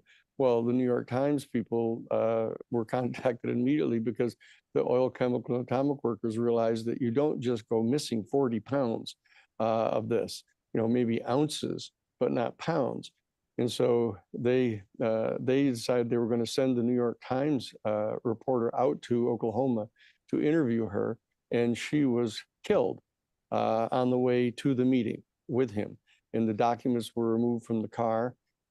We got called in to do the investigation of her death and ended up winning a $10.5 million judgment against the Kerr-McGee Nuclear Corporation, ended up shutting down that facility, and ended up getting a series of court rulings that stopped the construction of private nuclear power plants in the United States all the way from 1979 up until the present. And so that we were asked to stay together after bringing together that kind of ad hoc team of people to do other cases. And we went immediately to 3 Mile Island. We were called into 3 Mile Island, where we did the litigation that stopped them from pumping the radioactive effluents that had escaped into the water, the cooling system of the 3 Mile Island facility, because of a partial meltdown in their core. And the Nuclear Regulatory Commission had already authorized them to pump all that water into the Susquehanna River. And we went in and stopped that, proving that there had been a meltdown and there were radioactive nuclides in the water. And that stopped what they estimate at probably 50,000 cases of cancer over the next decades. So we stopped that from happening and stopped that plant and had to just unload the fuel from that plant. And we kept on doing one case after another where we were disclosing the secrets, the secret of the death of Karen Silkwood, the secret of the fact that they were smuggling 98% pure bomb-grade plutonium out of that facility to bring nuclear materials to the state of Israel and to Iran for the construction of nuclear weapons. We then revealed the fact that there was actually a meltdown in the plant at 3 Mile Island. We went on case after case to to do the major federal civil rights lawsuit against the Ku Klux Klan and the American Nazi Party down in Greensboro, North Carolina, which revealed the fact that they were in conspiracy with the police department there to allow the Klan and Nazis to come in and gun down labor organizers there in North Carolina at the textile mills. We've been doing these cases year after year. And in the context of doing these cases that I earlier had done the Pentagon Papers case for the New York Times, where we got to publish the 47 volumes of the top secret memos inside the Pentagon and inside the Defense Department and intelligence agencies, revealing the deep secrets of the Vietnam War, revealing that it was an illegal war, that they had lied about the Bay of Tonkin attack allegedly on neutral U.S. ships that just happened to be in the neighborhood, which were actually shelling the shorelines of North Vietnam. But we had been doing a number of these things, and because of that, we ended up being contacted. I had been contacted earlier when President Carter was elected back in November of 1976. And because he had seen a UFO when he was governor of Georgia, one of the very first things that he did after being elected on November 2nd of 1976, he sent immediately for the head of the Central Intelligence Agency to come down to Plains, Georgia, and brief him on the UFO phenomenon. He wanted to know immediately what information we had about the UFO phenomenon and any potential extraterrestrial life form that was responsible for the UFO phenomenon. And in that case, the head of the CIA refused to give him the information, saying that as the elected president, he had no need to know that information. And it turns out that that particular CIA director was George H.W. Bush, who was the head of the Central Intelligence Agency at that time and went on to become the vice president of the United States under Ronald Reagan, and then the president. And throughout that period, I was involved because I was contacted by the Library of Congress, the Congressional Research Service, at the request of President Carter, to undertake with them a major study of all the documentation that existed inside the government about the UFO phenomenon and about the extraterrestrial intelligence, to be able to provide this information to the new president, President Carter. And it was in that context that I was given access to the classified portion of Project Blue Book, which was a top secret investigation conducted by the United States Air Force into the UFO phenomenon, which was later transformed into basically a major cover-up, where they basically told the whole world, once they discovered that there was such an investigation, that there was no there, that there was no indication of any kind that that UFOs were real, that the overwhelming majority of these were just mistaken natural phenomenon of one sort or another. And they lied consciously about the program. And it became clear for those of us who were given access to the classified portion of Project Blue Book that they'd been consciously lying, not only to the American public, but to the Congress of the United States, that there was in fact a clandestine operation going on inside the new Central Intelligence Agency and the Defense Department, military services, to actually explore and try to get possession of one or more UFOs.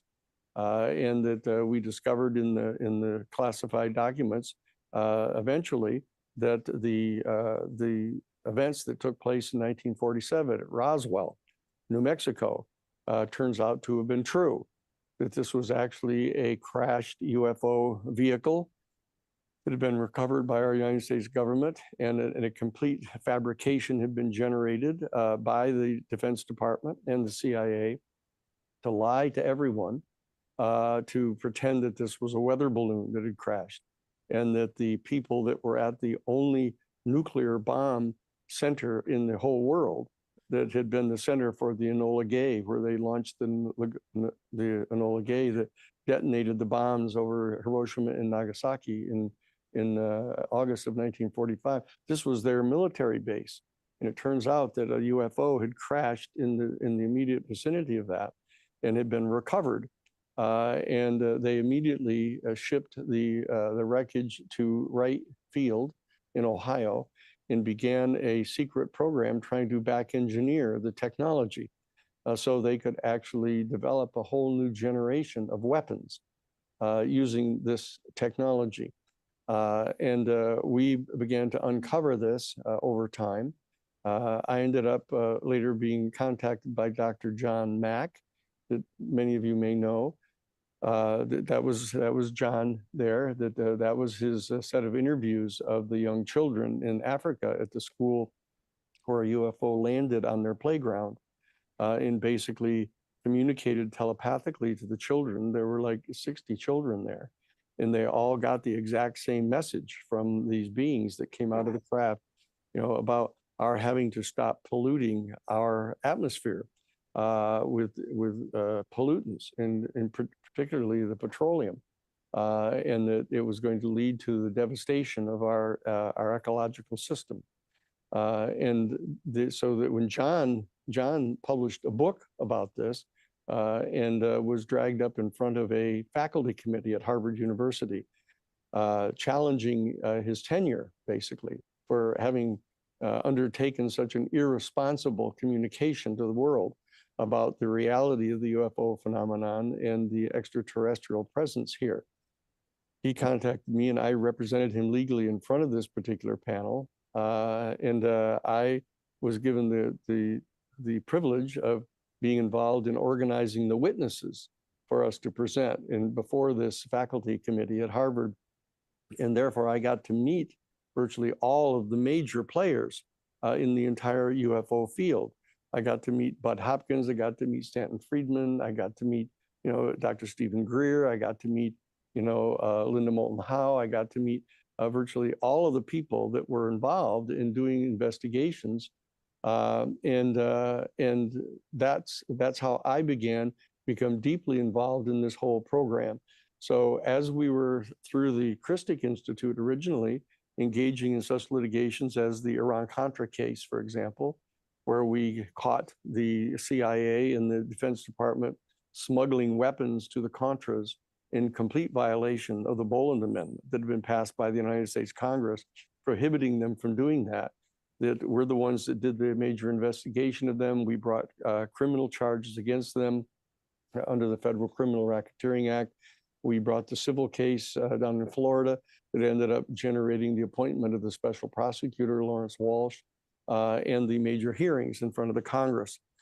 So this has been our history down through the years in doing these kind of investigations to uncover these secrets.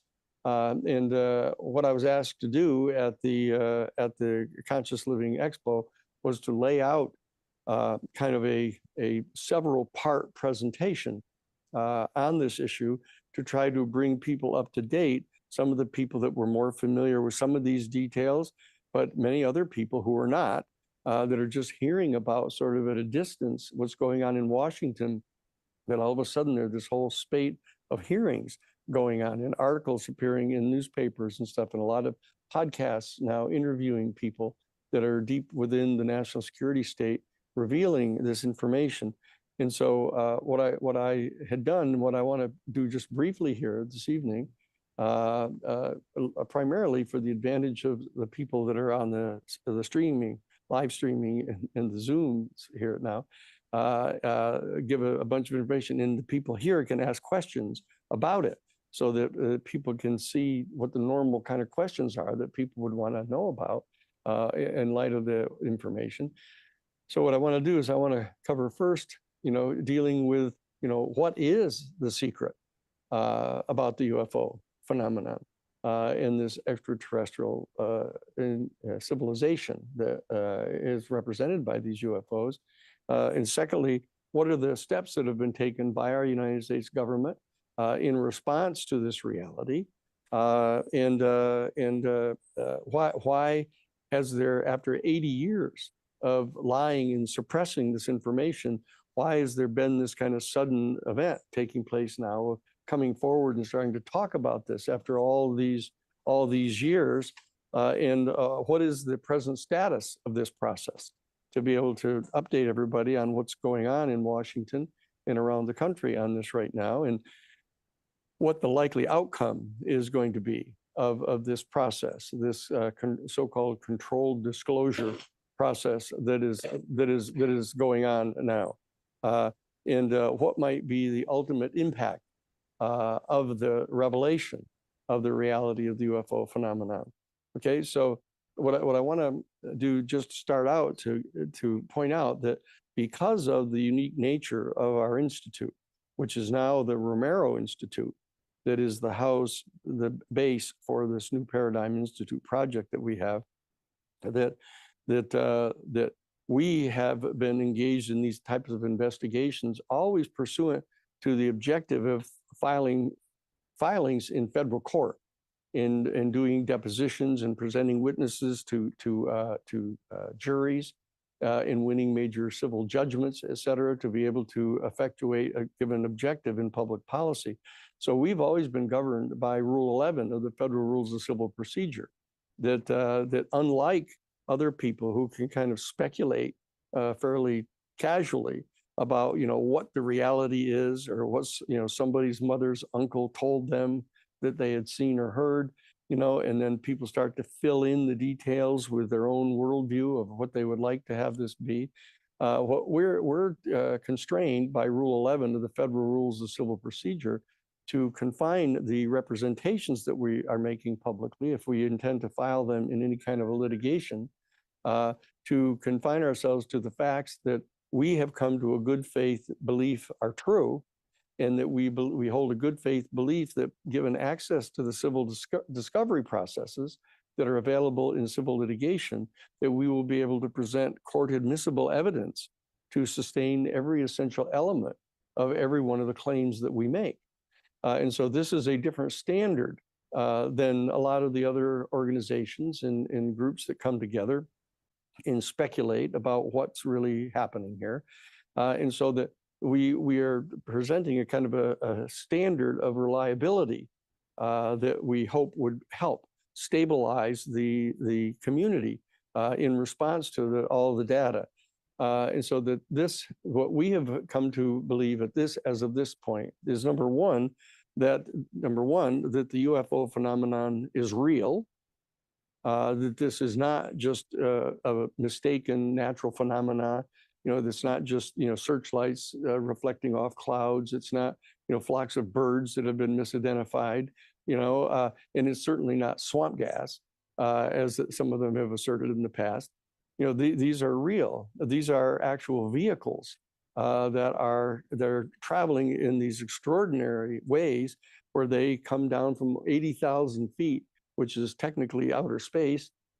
They come down all the way to the surface of our ocean in 0.7 of 1 second, which is going at over 40,000 miles an hour inside our atmosphere, with no friction, and they stop dead on a dime right at the sea level, generating probably 6,000 Gs of force that would turn any living being inside a normal vehicle into mush at that rate. But then they just go underwater with no splash of any kind, and they go underwater and proceed at over 200 miles an hour under the water. And these are being monitored now. There was an entire aircraft carrier battle group deployed down off Baja, where there was a site between Baja and Guadalupe Island, an exact point of longitude and latitude down to the minute and second, where they've registered over 100 of these UFOs coming and going from this particular spot, and that they suspect that there may well be a major base under the ocean, under the Pacific Ocean, because at that particular site, there's an extraordinarily large mountain range under the sea, which has deep valleys, and that in one of these valleys, there may be a major base that the UFOs have operational. And it's way deeper than any of our submarines can go, and deeper than any of the kind of underwater vehicles can go to try to track. Now, so this reality of the phenomenon is the first of all important things to come to understand, that these are real. These are not imaginary. People who believe that they've seen UFOs functioning like this, you know, going 40,000 miles an hour inside our atmosphere and turning on a direct 90-degree angle, coming out of a turn like that at that kind of speed. That these are real, and the fact is that they are being piloted by a non-human species that is here, and that we have in fact recovered one or more, actually 9 of these vehicles at least. We have them in our possession. They have been able to start looking at the technology of these craft. They've recovered bodies from these craft that they've now tested, and through DNA have shown that they are non-human beings. There are some 6 of these particular species that they have identified. There are the little 3.5 feet tall, large head with large almond eyes and little holes for nose and 3 fingers, the arms that kind of are down a little bit longer than their knees, etc. And then there is a second species, which is almost 6 feet tall, that is just like that. The same kind of large head and large eyes and same appendages, etc.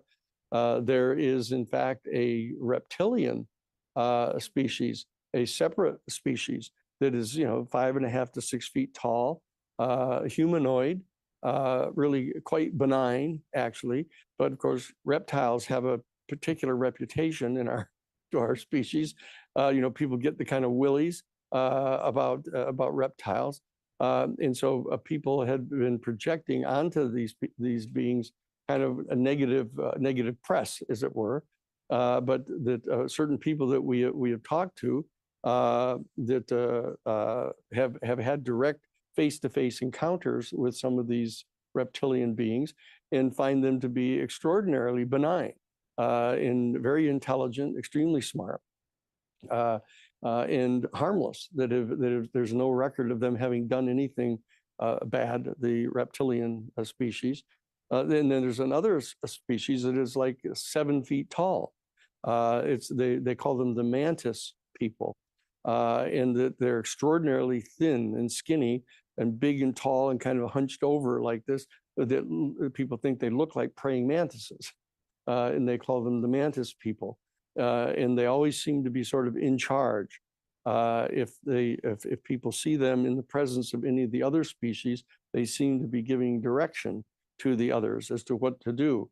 And then there's this one that is very problematic and quite confusing, that is asserted to be virtually identical to human beings. And this is presumed by many of the reports to be a species that comes from the Pleiades, a particular constellation of 7 stars that you can track from Orion's belt. And you just look off to the right of Orion's belt, and you'll see a constellation of these 7 little stars that are all together. And this is the Pleiades constellation. And a number of people, Billy Myers and others, have asserted that they have had face-to-face encounters with beings that look virtually identical to us. Our institute has taken no position on that, because that puts us into an entirely other octave of reality, of trying to determine what the relationship may be between us as a species and this other group that are reported to be Homo sapien, basically. So we haven't taken any position on this, but we have acknowledged that there are extraterrestrial species that are coming and going here to our planet, and that we, our United States intelligence community and our Defense Department, are in possession of the bodies of a number of these beings that have been tested and have been confirmed to be non-human.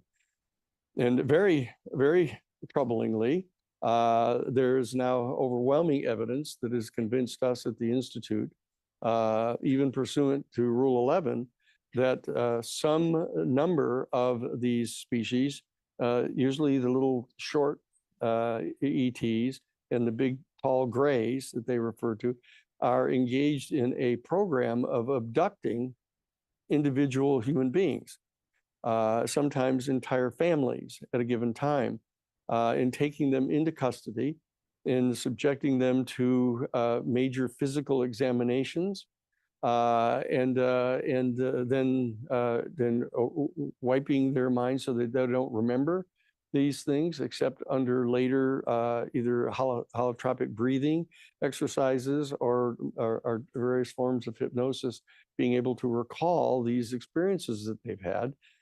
But additionally, there are a series of very credible reports that female human beings, some female human beings, have been subjected to abduction, and the involuntary, though unconscious at the time, removal of female egg cells, and that these egg cells, female egg cells, have been gene spliced together with the genetic material from one of these species, and then reimplanted in the womb of the women, and so that the women then find themselves to be pregnant, even though they've had no relations with the man for ages, and they find themselves to be pregnant, and they confirm that. They go to the doctors and are confirmed that they're pregnant, and they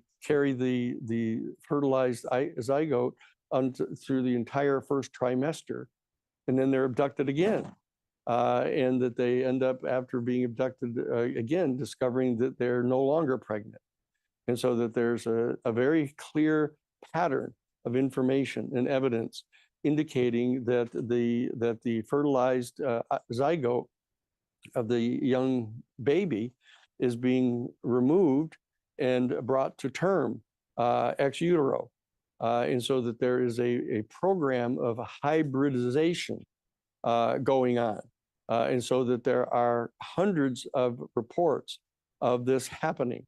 And so that this is a set of factual information that our institute, based on all of our years, 50 years of doing professional investigations, have, to our satisfaction, confirmed to be going on.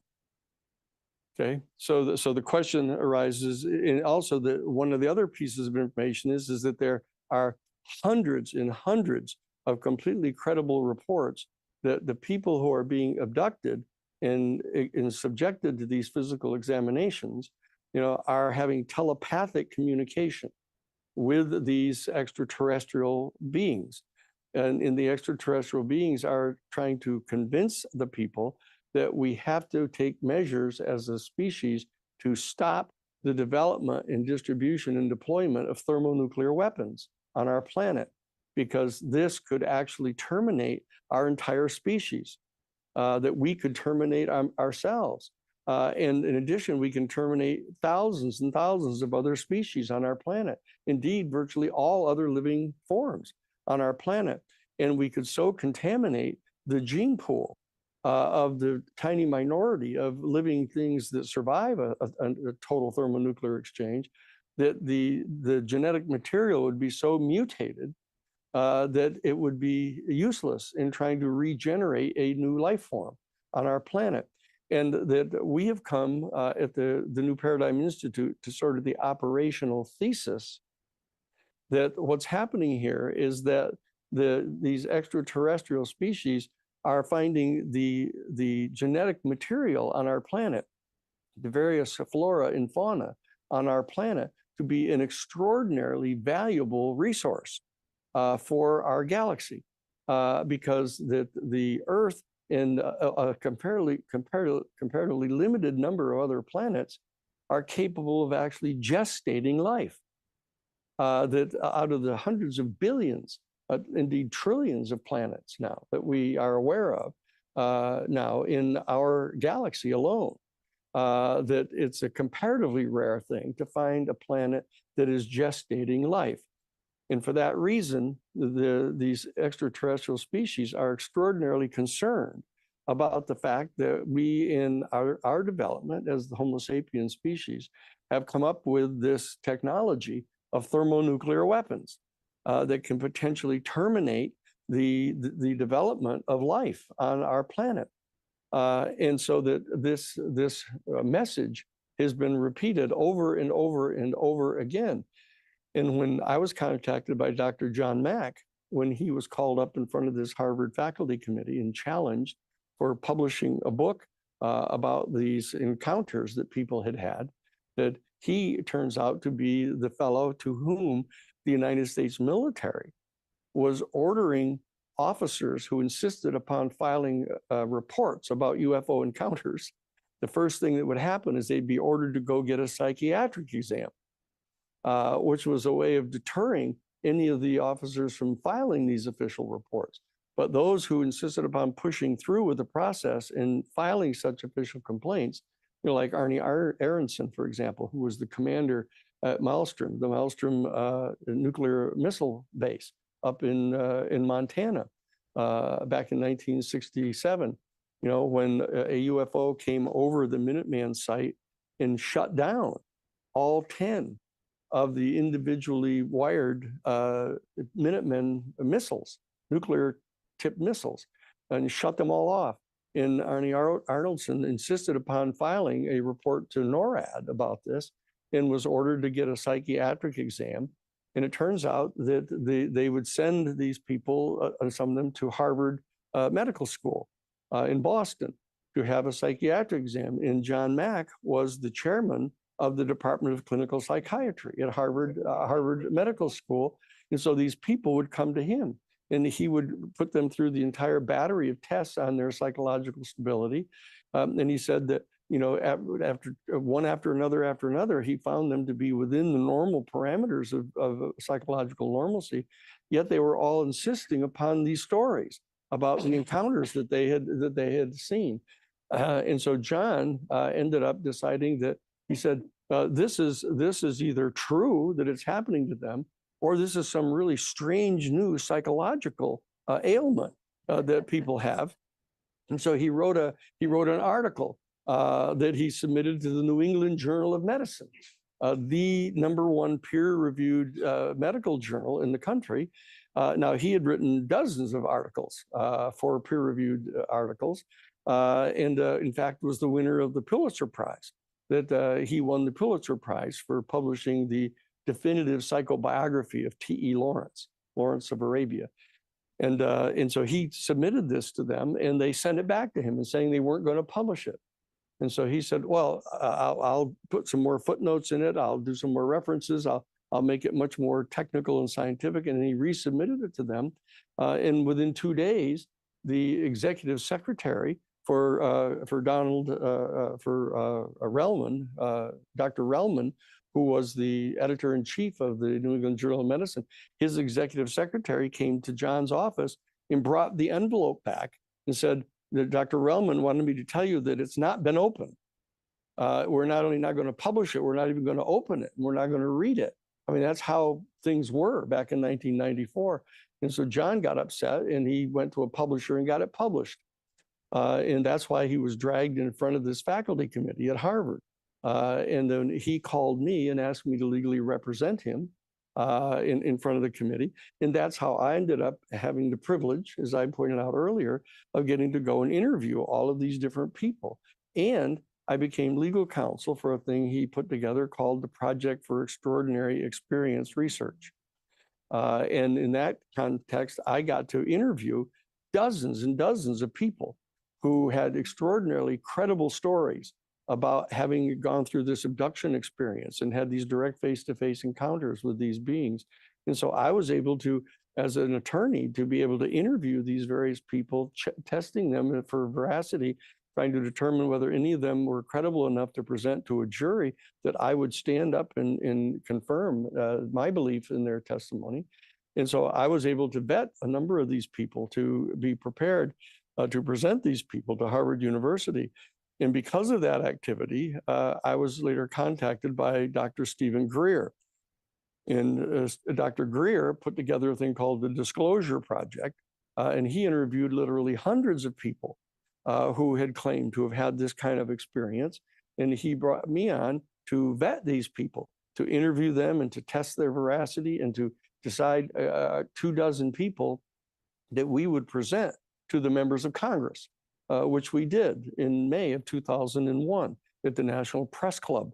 We actually presented 24 major witnesses, a lot of them from major U.S. government organizations, including the chief investigator for the Federal Aviation Agency, who testified at length about having radar readings of UFOs following major commercial craft around, and then having CIA people show up at his office in the Federal Aviation Agency and order him to turn over the copies of the radar readings so that they wouldn't have any more, but he made a copy of them and made them available to us at the Disclosure Project. So I served as legal counsel for the Disclosure Project with Dr. Stephen Greer for 20 years.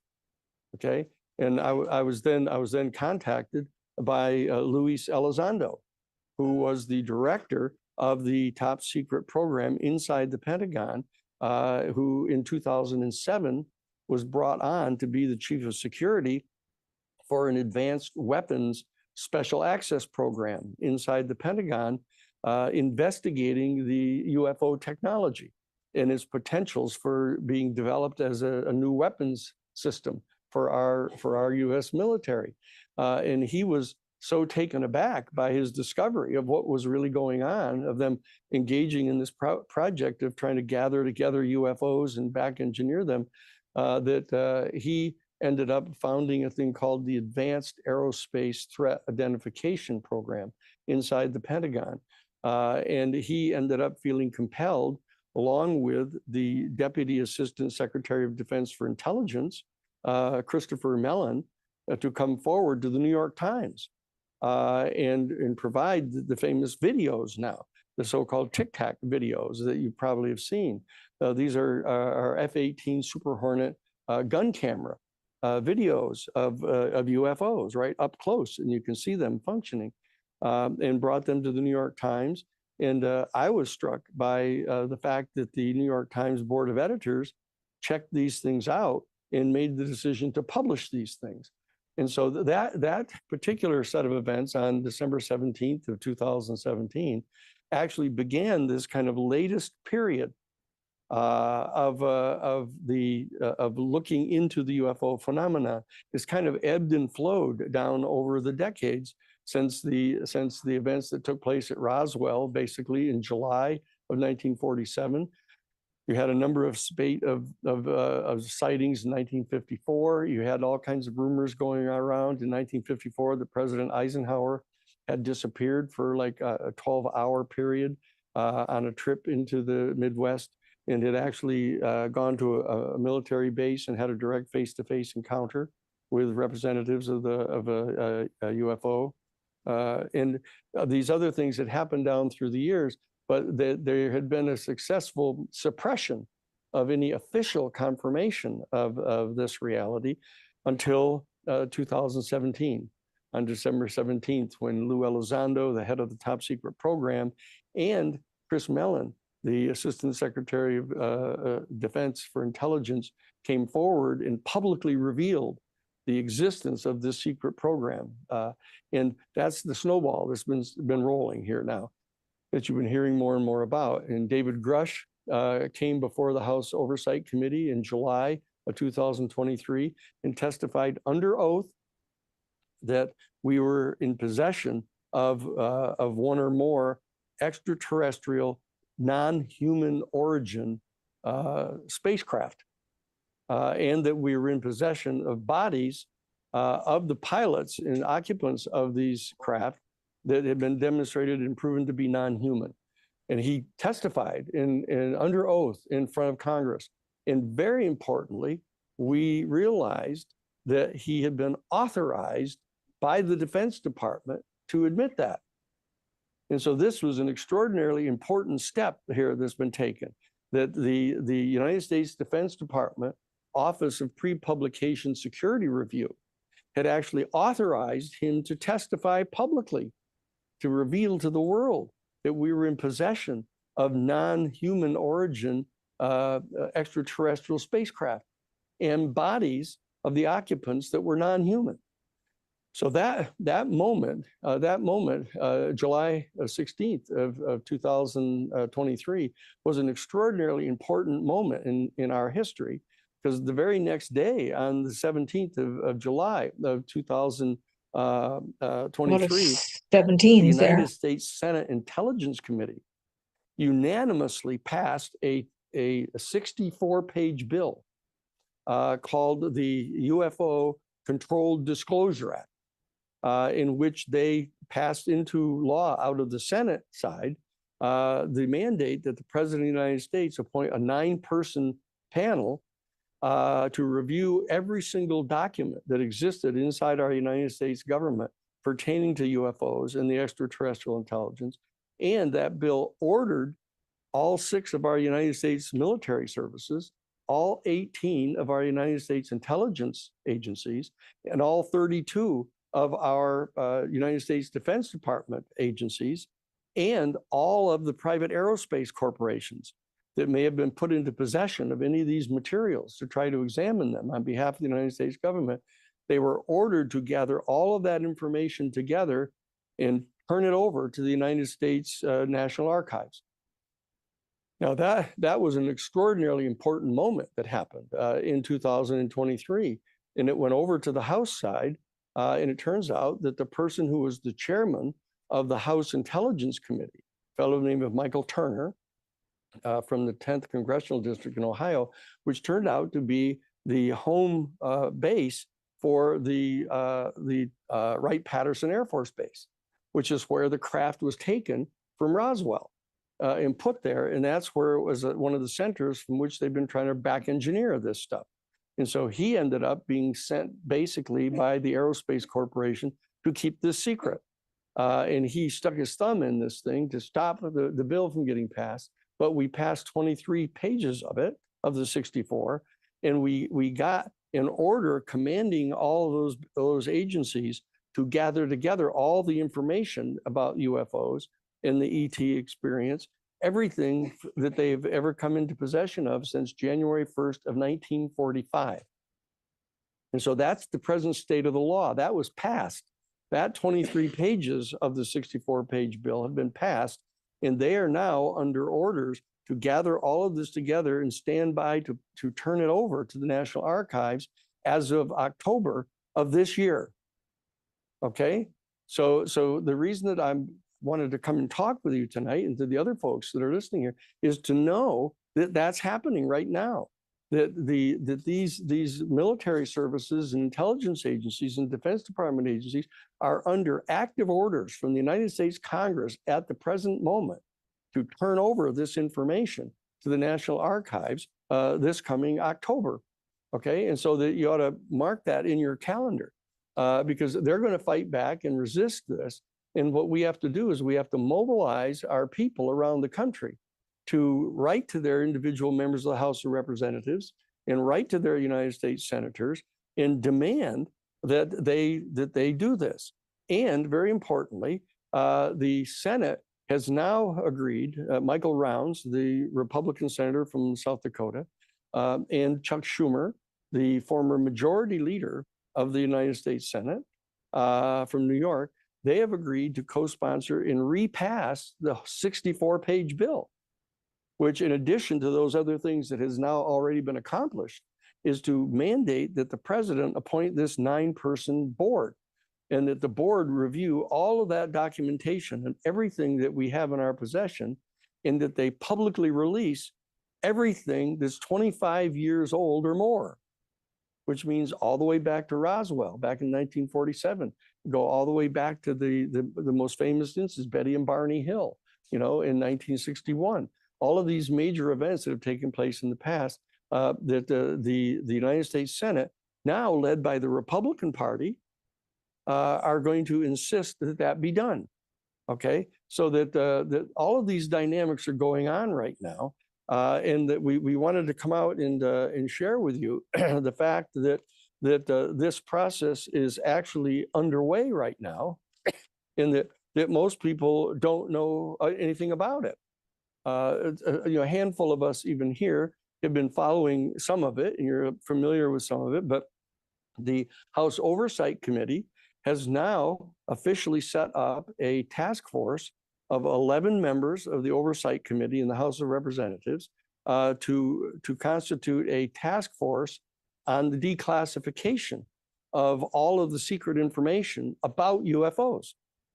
Okay, and that task force is headed up by Congresswoman Luna from Florida, and they're in the process of preparing to have a public hearing in the near future all about this.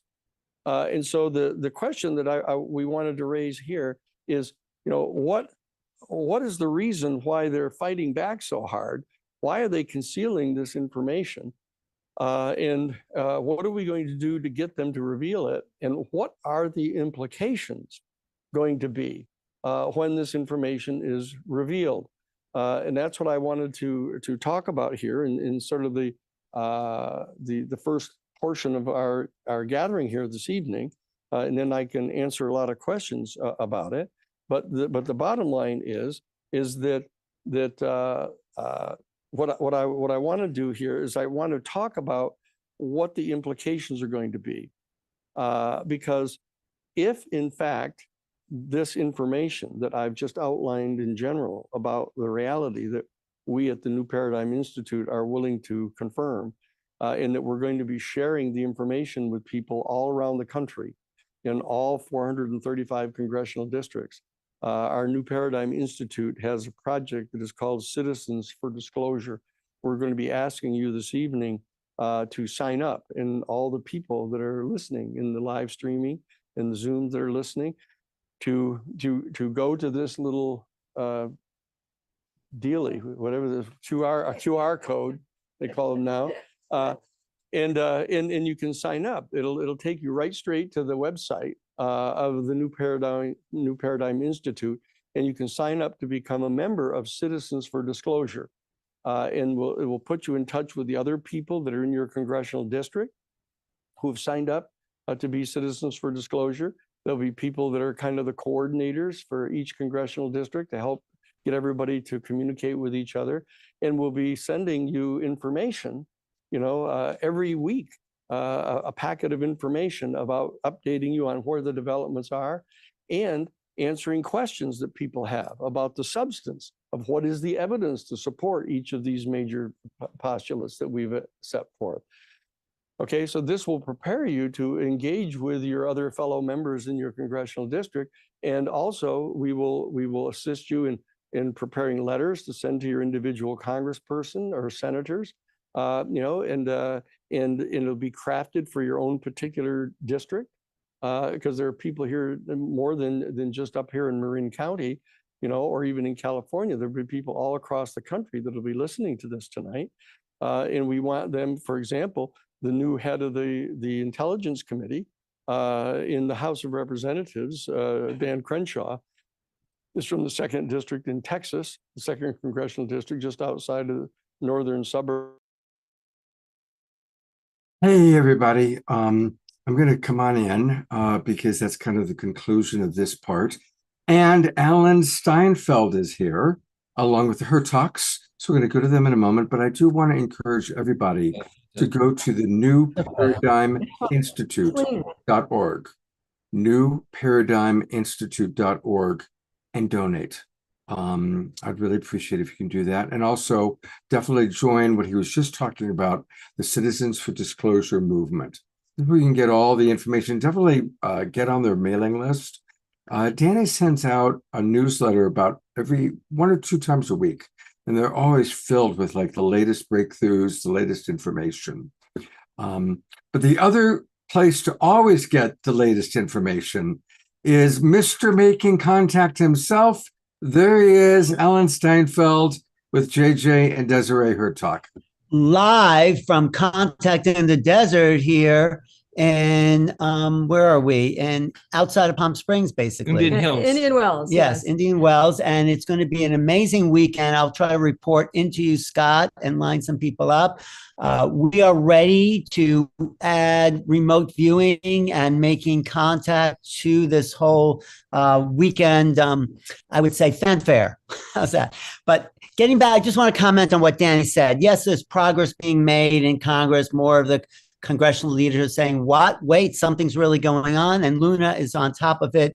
But it's really a citizens movement. That's why I love this gathering here in the desert every year for the last, I guess, 11 years. This is where the community comes together. This is where we network. This is where we build a citizen movement, where I think Garrison is really focused on. What do you have This to is say? a People's Congress. Each of us is a citizen diplomat with the rights and privileges of those in Congress to bring forth their information, to build what I will call a sociology of experience, without which we're just talking philosophical notions. So the whole idea of remote viewing, remote sensing, and what I will call the paraphysical dimensions that have been overlooked for more than some 50 years, we illustrate as important milestones in showing the missing part of the information download. Right. And Alan mentioned Representative Luna. She's from the area of Clearwater, Florida.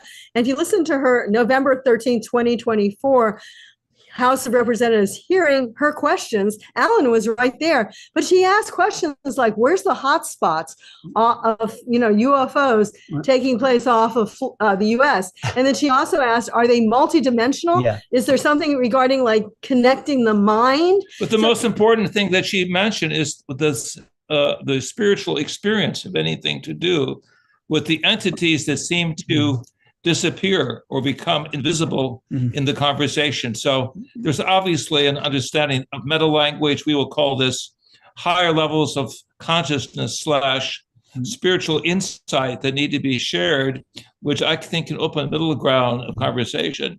Which is one of the trends this Contact in the Desert is gearing itself towards, the idea of consciousness. There's actually a psionics panel. Diana Hennessy Powell is here, the woman behind the telepathy tapes, the genius behind the telepathy tapes.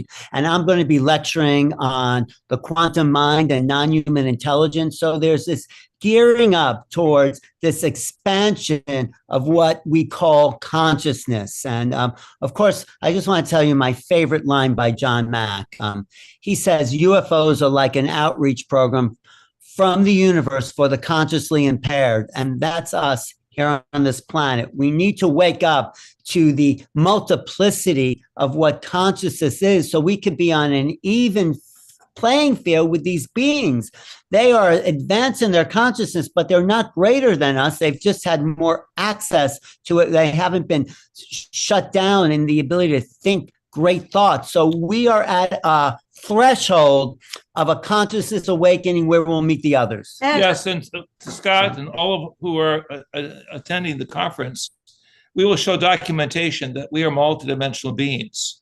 We are waking up in a vast and awesome universe with tremendous abilities and privileges that sharing information with positive thinking will build this greater sociology that we need as citizens of the future. Right. And what's also exciting, we're going to be doing a workshop with Alan on remote viewing because we've written books and he's written books.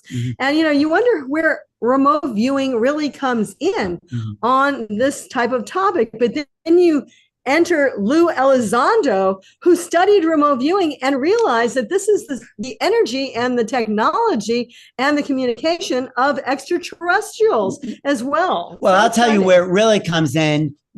Consciousness is not local, so it's not specific to humans. What we have access to is the infinite field. So basically, we are aliens here, or beyond aliens. We're all working in the same medium of awareness, consciousness, the observer, the quantum mind, whatever you want to call it. We are equal to these beings. We are part of this great cosmos that gave birth to this consciousness that we all possess, no matter where you are. In fact, I always argue with Alan because Linda Howe is now coming up with the idea that they recognize that we have a higher soul, in some cases higher than some of these alien intelligences.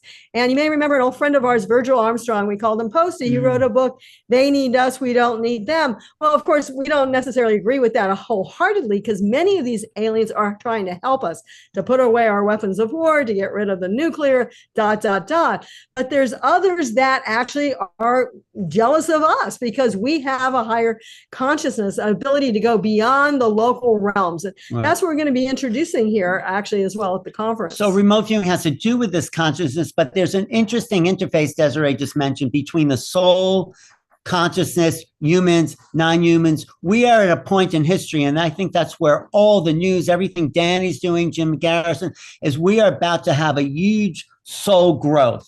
As we expand into the greater realities, we expand our capacity to feel, to know, to love, to be a part of a greater cosmos. So this is the quantum change that comes with the quantum mind.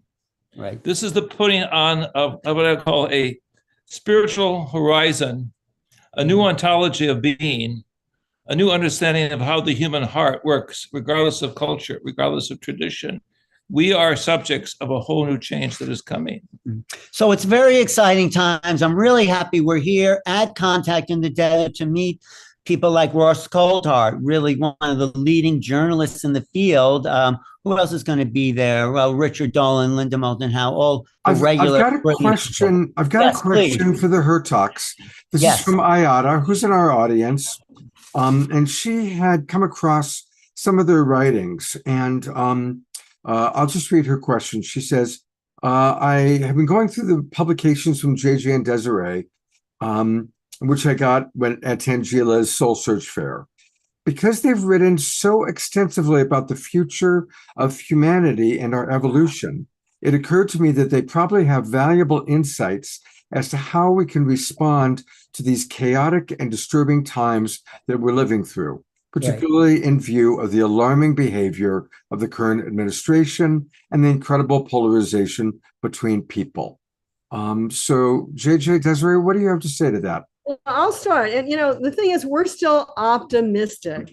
And the reason being is because there is a higher energy. Not only we consider it a divine energy, but there's also even extraterrestrials that are positively trying to help us, maybe even giving us information. I believe we can solve.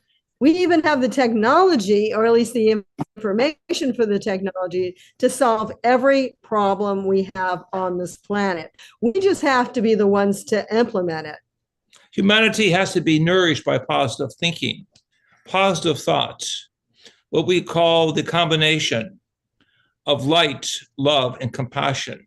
And really, this is the bottom line in our engagement with the cosmic others, that as we bring forth the greater powers of the mind to overcome frustration, separation, isolation, begin to work with the collective consciousness that the great master teachers down through the ages have talked about, and even Carl Gustav Jung, the great Swiss psychologist, illustrated. I believe this is an important and a wise step that we must take in terms of the upper spiral, because there's so much propaganda of the lower spiral. We have to make a decision, no matter what the situation is, to be positive at all times. Now, with that said, when I was driving here, I was looking at my cell phone, obviously, and there was an X-class flare that went out yesterday. And then there's been a few in the past week or so, as many people know. Now, what does that really mean? Well, we do feel that it is influencing, because that was part of that question. It is influencing the minds of people. Who are we really? This is what we're going to be talking about. We're consciousness beings first and foremost, but we're also influenced by magnetic fields and electric fields. And these magnetic fields are causing chaos to some people who are not aligned to a higher vibration. It's opening the cosmos. It's literally portal to ascension for some of us, but for others, it's just causing chaos. And I think that's why we're getting some of this chaos that the person was writing about. But we can get beyond that.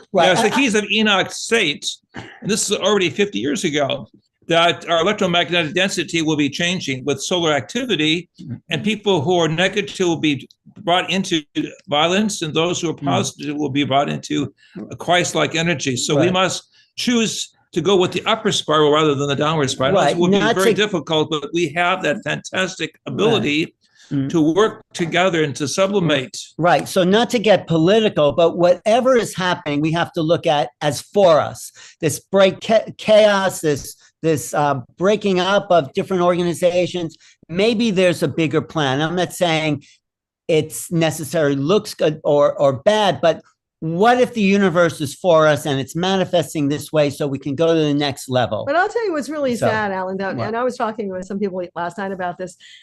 You know, we don't learn to work together in harmony. Of course, we're doing pretty good, but unless there's a chaotic crisis, and this is something Barbara Marx Hubbard used to talk about, it takes crisis to breed unity. That should not happen. We should not be those people. We should be those people that have now the love, and that's big for Scott, I understand, and the harmony and understanding of each other. That's what we have to try to achieve, Right. not the chaos that people are living in. I think we're going through a difficult passage, and when we get through it, it opens up into a whole new reality. But why can't we do that before we get to crisis? Well, there's a lot of there's a lot of things that need to be ironed out, a lot of distortions in the field. So Okay. it's all coming up to see what those distortions are so we can come into a higher level of complexity. This is complexity theory. We're going to a new level of To say it poetically, it's to define the divine spark within ourselves and then multiply it.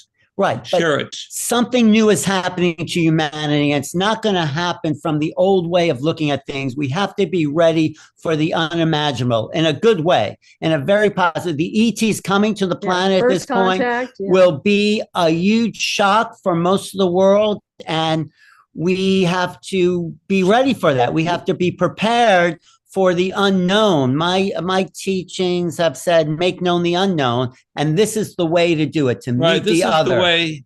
This is the way of the higher synthesis. The old paradigms are collapsing, but at the same time, we're being shown the greater roadmap. Right, but we don't know what the imaginable is, Susan. It's people fear the unimaginable because they're just projecting what they know onto the unknown. We have to be ready for a next level of awakening. But I like what DR said, and I What's agree he with say? this. We are here to help others. Absolutely. And you know, once we start doing that, it doesn't matter, as long as we're in service and trying to seek to help others, that evolves who we are, and Yeah. that brings us to higher levels of Another way of consciousness. saying that we're slaves to no one but servants of all. I like Every that. day is a day of liberation. Every day is a day of creation and co-creation. So we're optimists, Scott. We're optimists. Absolutely, absolutely. My mentor was Marshall Rosenberg, and he had a beautiful line. He said, "The greatest joy in life is to be of service to others. The greatest tragedy in life is when people don't know that." Yeah, exactly. And you know, we are seeing a bifurcation. We're seeing those of us that are optimistic, that have done our work over the years and are following our dharma and moving forward into a new paradigm, and those that are still in the chaos of collapse. They're still in that thing. You know, Another one of my favorite sayings of Marshall Rosenberg, he says, never, because I interviewed him for 3 hours one day, and he said, never complain, always ask, how can life be more wonderful? So this is where we're at in this great unification of many realities. It's a shift of consciousness away from fear into love and seeking how to help, and why we're here. That's why we're here. Our mission is to help humanity and share together and be in harmony. And that's what your mission is too, Scott. And every day is when it goes into divine harmony. What's that, Scott? What were you saying? And I was going to say, really, so many of the people that are watching, our friends that are in the Zoom room, our friends that are watching the recordings. And thank you so much. And we're going to look forward to, let's get a report from you, on everything that happens at Contact in the Desert. Yes, maybe Saturday, if you're around, we could jump on. We've got Soul Search. Saturday night is a Soul Search show. So if you guys want to come on kind of towards the end of that show, that would be awesome. We're going to have Kalina, and Cornflower is going to be with us on Saturday night playing music. I'll bring some people in from the lobby if I can, and that would be really fun to get some of our contactee stars here. Let's do it. And since we're talking about here is what's going to be happening on Saturday night, May 31st. It's our monthly collaboration with Tangela and Soul Search. Kalina, who we love, is going to be with us. Cornflower is going to be filling in for Omashar, who's going to be in England. Also, we have music with Stephen Line and other psychics and healers, Victoria Shaw, Francis Soriotto, Suzanne Wilson, who's very, very good, and Dr. Yaffe Yer. So do join us on Saturday night, and then we'll have Alan Steinfeld for the after show. Right. Kind of letting us know everything that's happened at Contact in the Desert.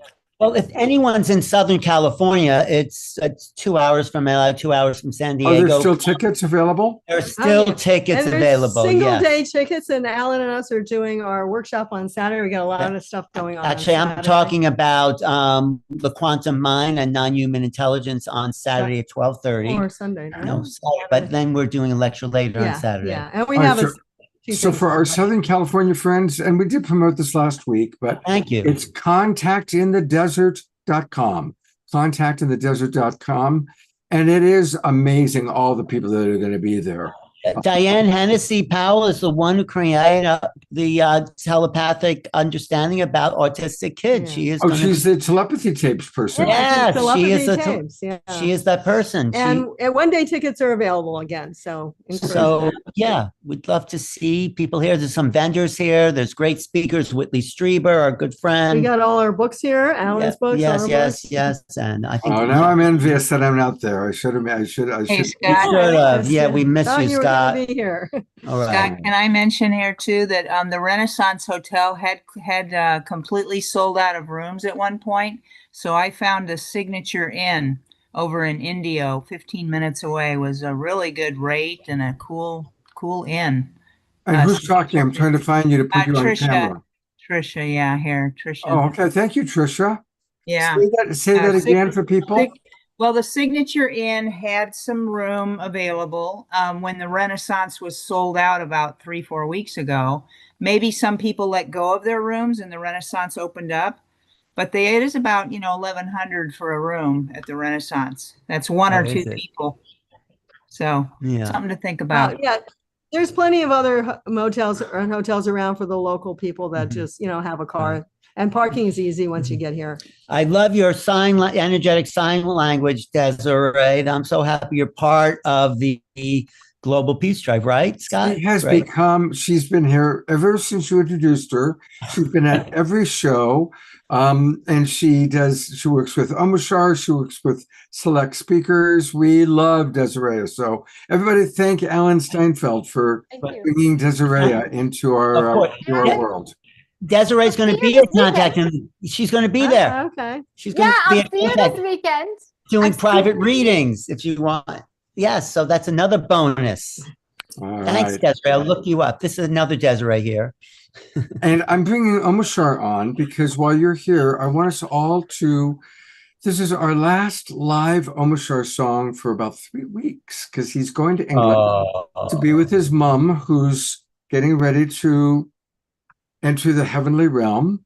And so let's all just send lots and lots of love to our beloved Omashar and his mom. Safe travels, easy flights, luggage gets everywhere it needs to be. And that our beloved Omashar is back with us. I think June 19th is the date he'll be back. Yes, I'm looking forward to my yearly fish and chips. So, and it's great that you jumped on, Desiree and JJ and Alan. When you come on, there's just this presence that you bring with you, and it lifts everything into an even higher place. So thank you. Thank you. Well, let's see your mother do the same. Yeah, right. I love that, Desiree. And Omashar is going to give us a closing song, and then we've got a couple of final announcements. Okay. Stick around if you want to enjoy Omashar's song, and love you guys. All right. We'll see you Saturday night. Definitely. Okay. Thanks, Scott. Sure enough. Thank you.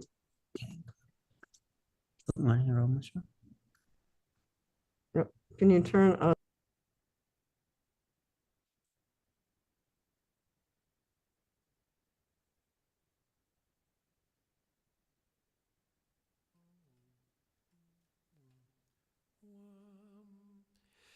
Hello.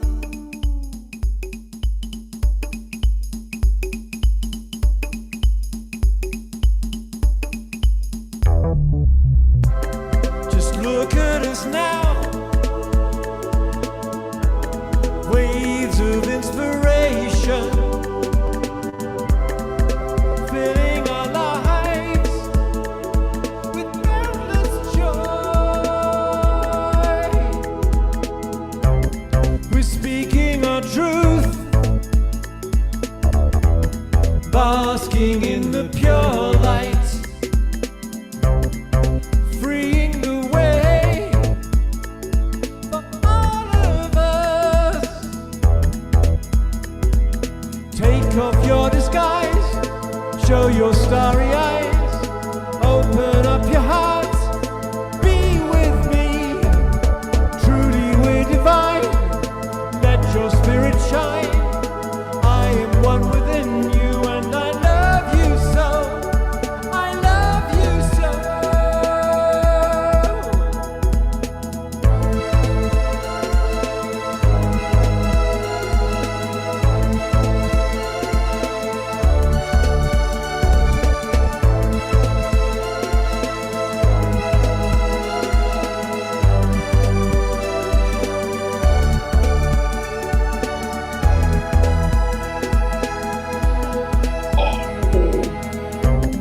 We're here on the new road, where air is so much clearer, creating a world of ecstasy. Surrounding us is true love, filling empty spaces. Rejoice in the word unity. Take off your disguise, show your starry eyes, open up your heart, be with me. Truly we're divine, let your spirit shine. I am one within you, and I love you so. I love you so. Take off your disguise, show your starry eyes, open up your heart, dance with me. Truly we're divine, let your spirit shine. I am within you, and I love you so. I love you so. Take off your disguise, show your starry eyes, open up your heart, be with me. Truly we're divine, let your spirit shine. I am one within you, and I love you so. I love you so. La-la, dum-ba-dum, ba-da, dum-dum-dum, ba-dum, bum, dum-dum-dum, ba-da-da-da-da-da-da.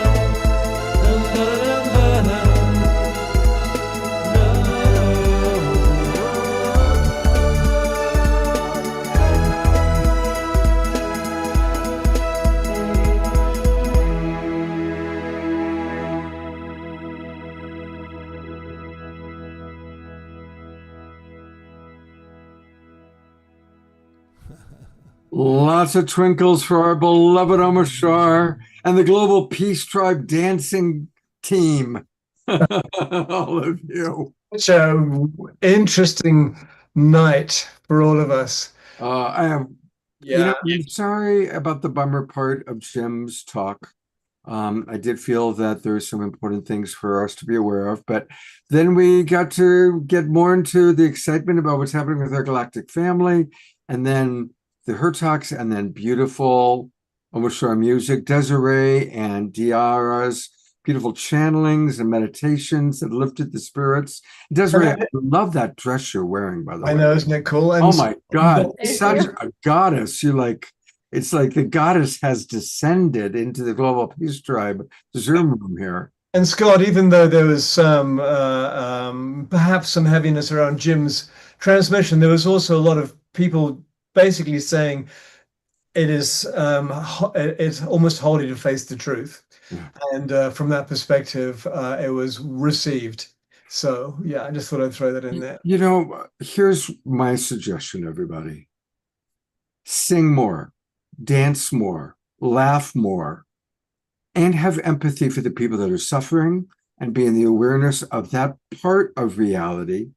Don't buy into it in terms of going down, lift up the vibe. So we keep raising our vibration through song, music, dance, eating well, communion. And we also have empathy for those that are suffering. I think that's the balance point that at least I'm striving to achieve, and I hope that resonates for you guys. We've got two more things to do that are very special. One of our most favorite global peace drivers is having a birthday. Roger, where's Bonnie? You got to unmute, pal.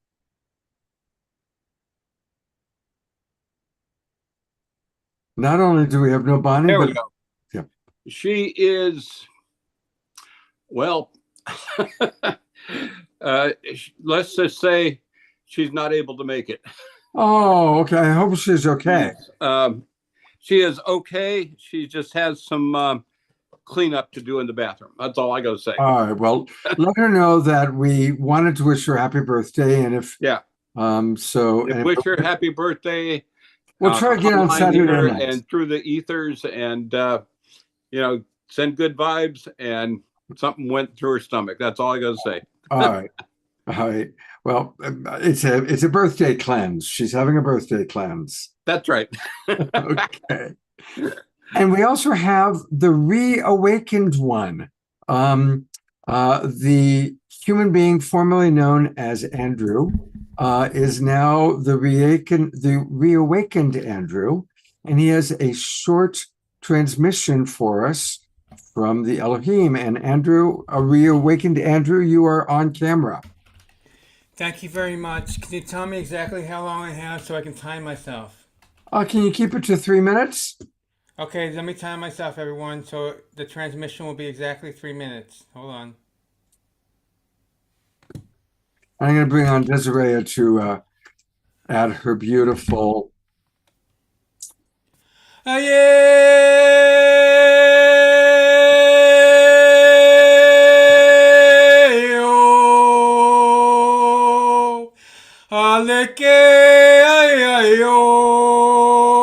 are one. Everyone, I welcome you to Reawakened Andrew, also will be known as Ra in short. I have become self-realized with my full true purpose on earth.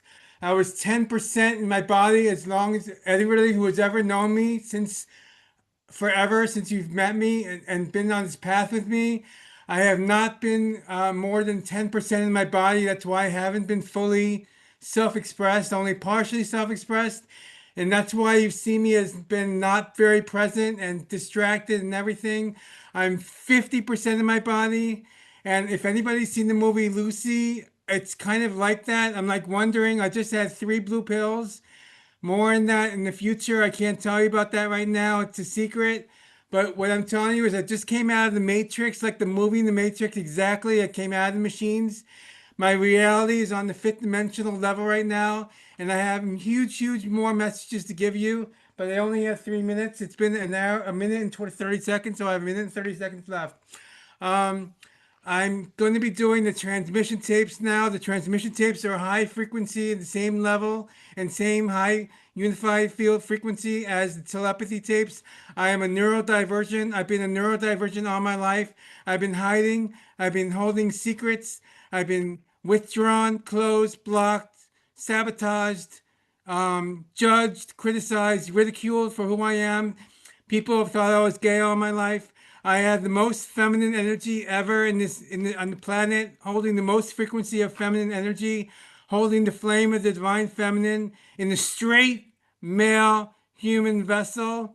It's only a human vessel for a temporary time, as we all know. We are all one. I have 40 seconds left. Okay, great. I just wanted to let all of you know that I want to connect with all 29 of you. Please email me at reawakened@gmail.com if you do not know me and do not have my contact. And when you spell reawakened, everybody, It ends in NND, not NED. Okay, so it's reawakened@gmail.com. I also tell you to go to planetheart.org. That's my organization since 2007. I have 10 seconds left. I love all of you.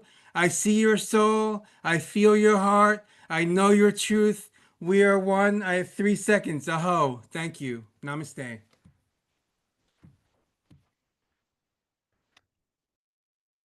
Welcome to the new you, and we're very grateful for your presence in our awakening world. Oh, and just one more thing. This came from the Elohim and directly from Barbara Marx Hubbard. And all of the transmissions I gave you today in chat, please, everyone who can on their computers, say the chat.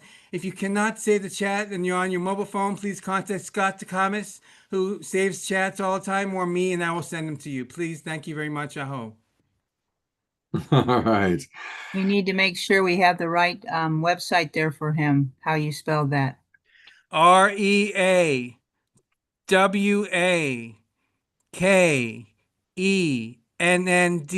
reawakened@gmail.com. planetheart.org is my website since 2007. Birthed Planet Heart in 2007 from God, Creator, all that is, the energy of love. Aho, thank you. Namaste. All right. Well, thank you, everybody. It's been kind of an interesting evening. Can you imagine what it was like for me at 5:55 when my internet went out? Thank God for Omashar once again saving the day. So I want to thank him. And Diara is going to be my co-pilot for the next few weeks. So Diara, you never know when you might have to run a show by yourself. So, things happen. And Desiree, thank you so much. Have a great time at Contact in the Desert. And we'll look forward to seeing all of you, hopefully on Saturday night. And safe travels, beloved Omashar. And we're still going to play some of your videos. We can't go 3 weeks without you. So I do have some of your videos. You have quite a few, and I have a couple of hours tomorrow morning. I'm thinking of recording a one song for a surprise guest appearance one of the days. That would be awesome. That'd be great. We could use that. Thank you. All right. Good night, everybody.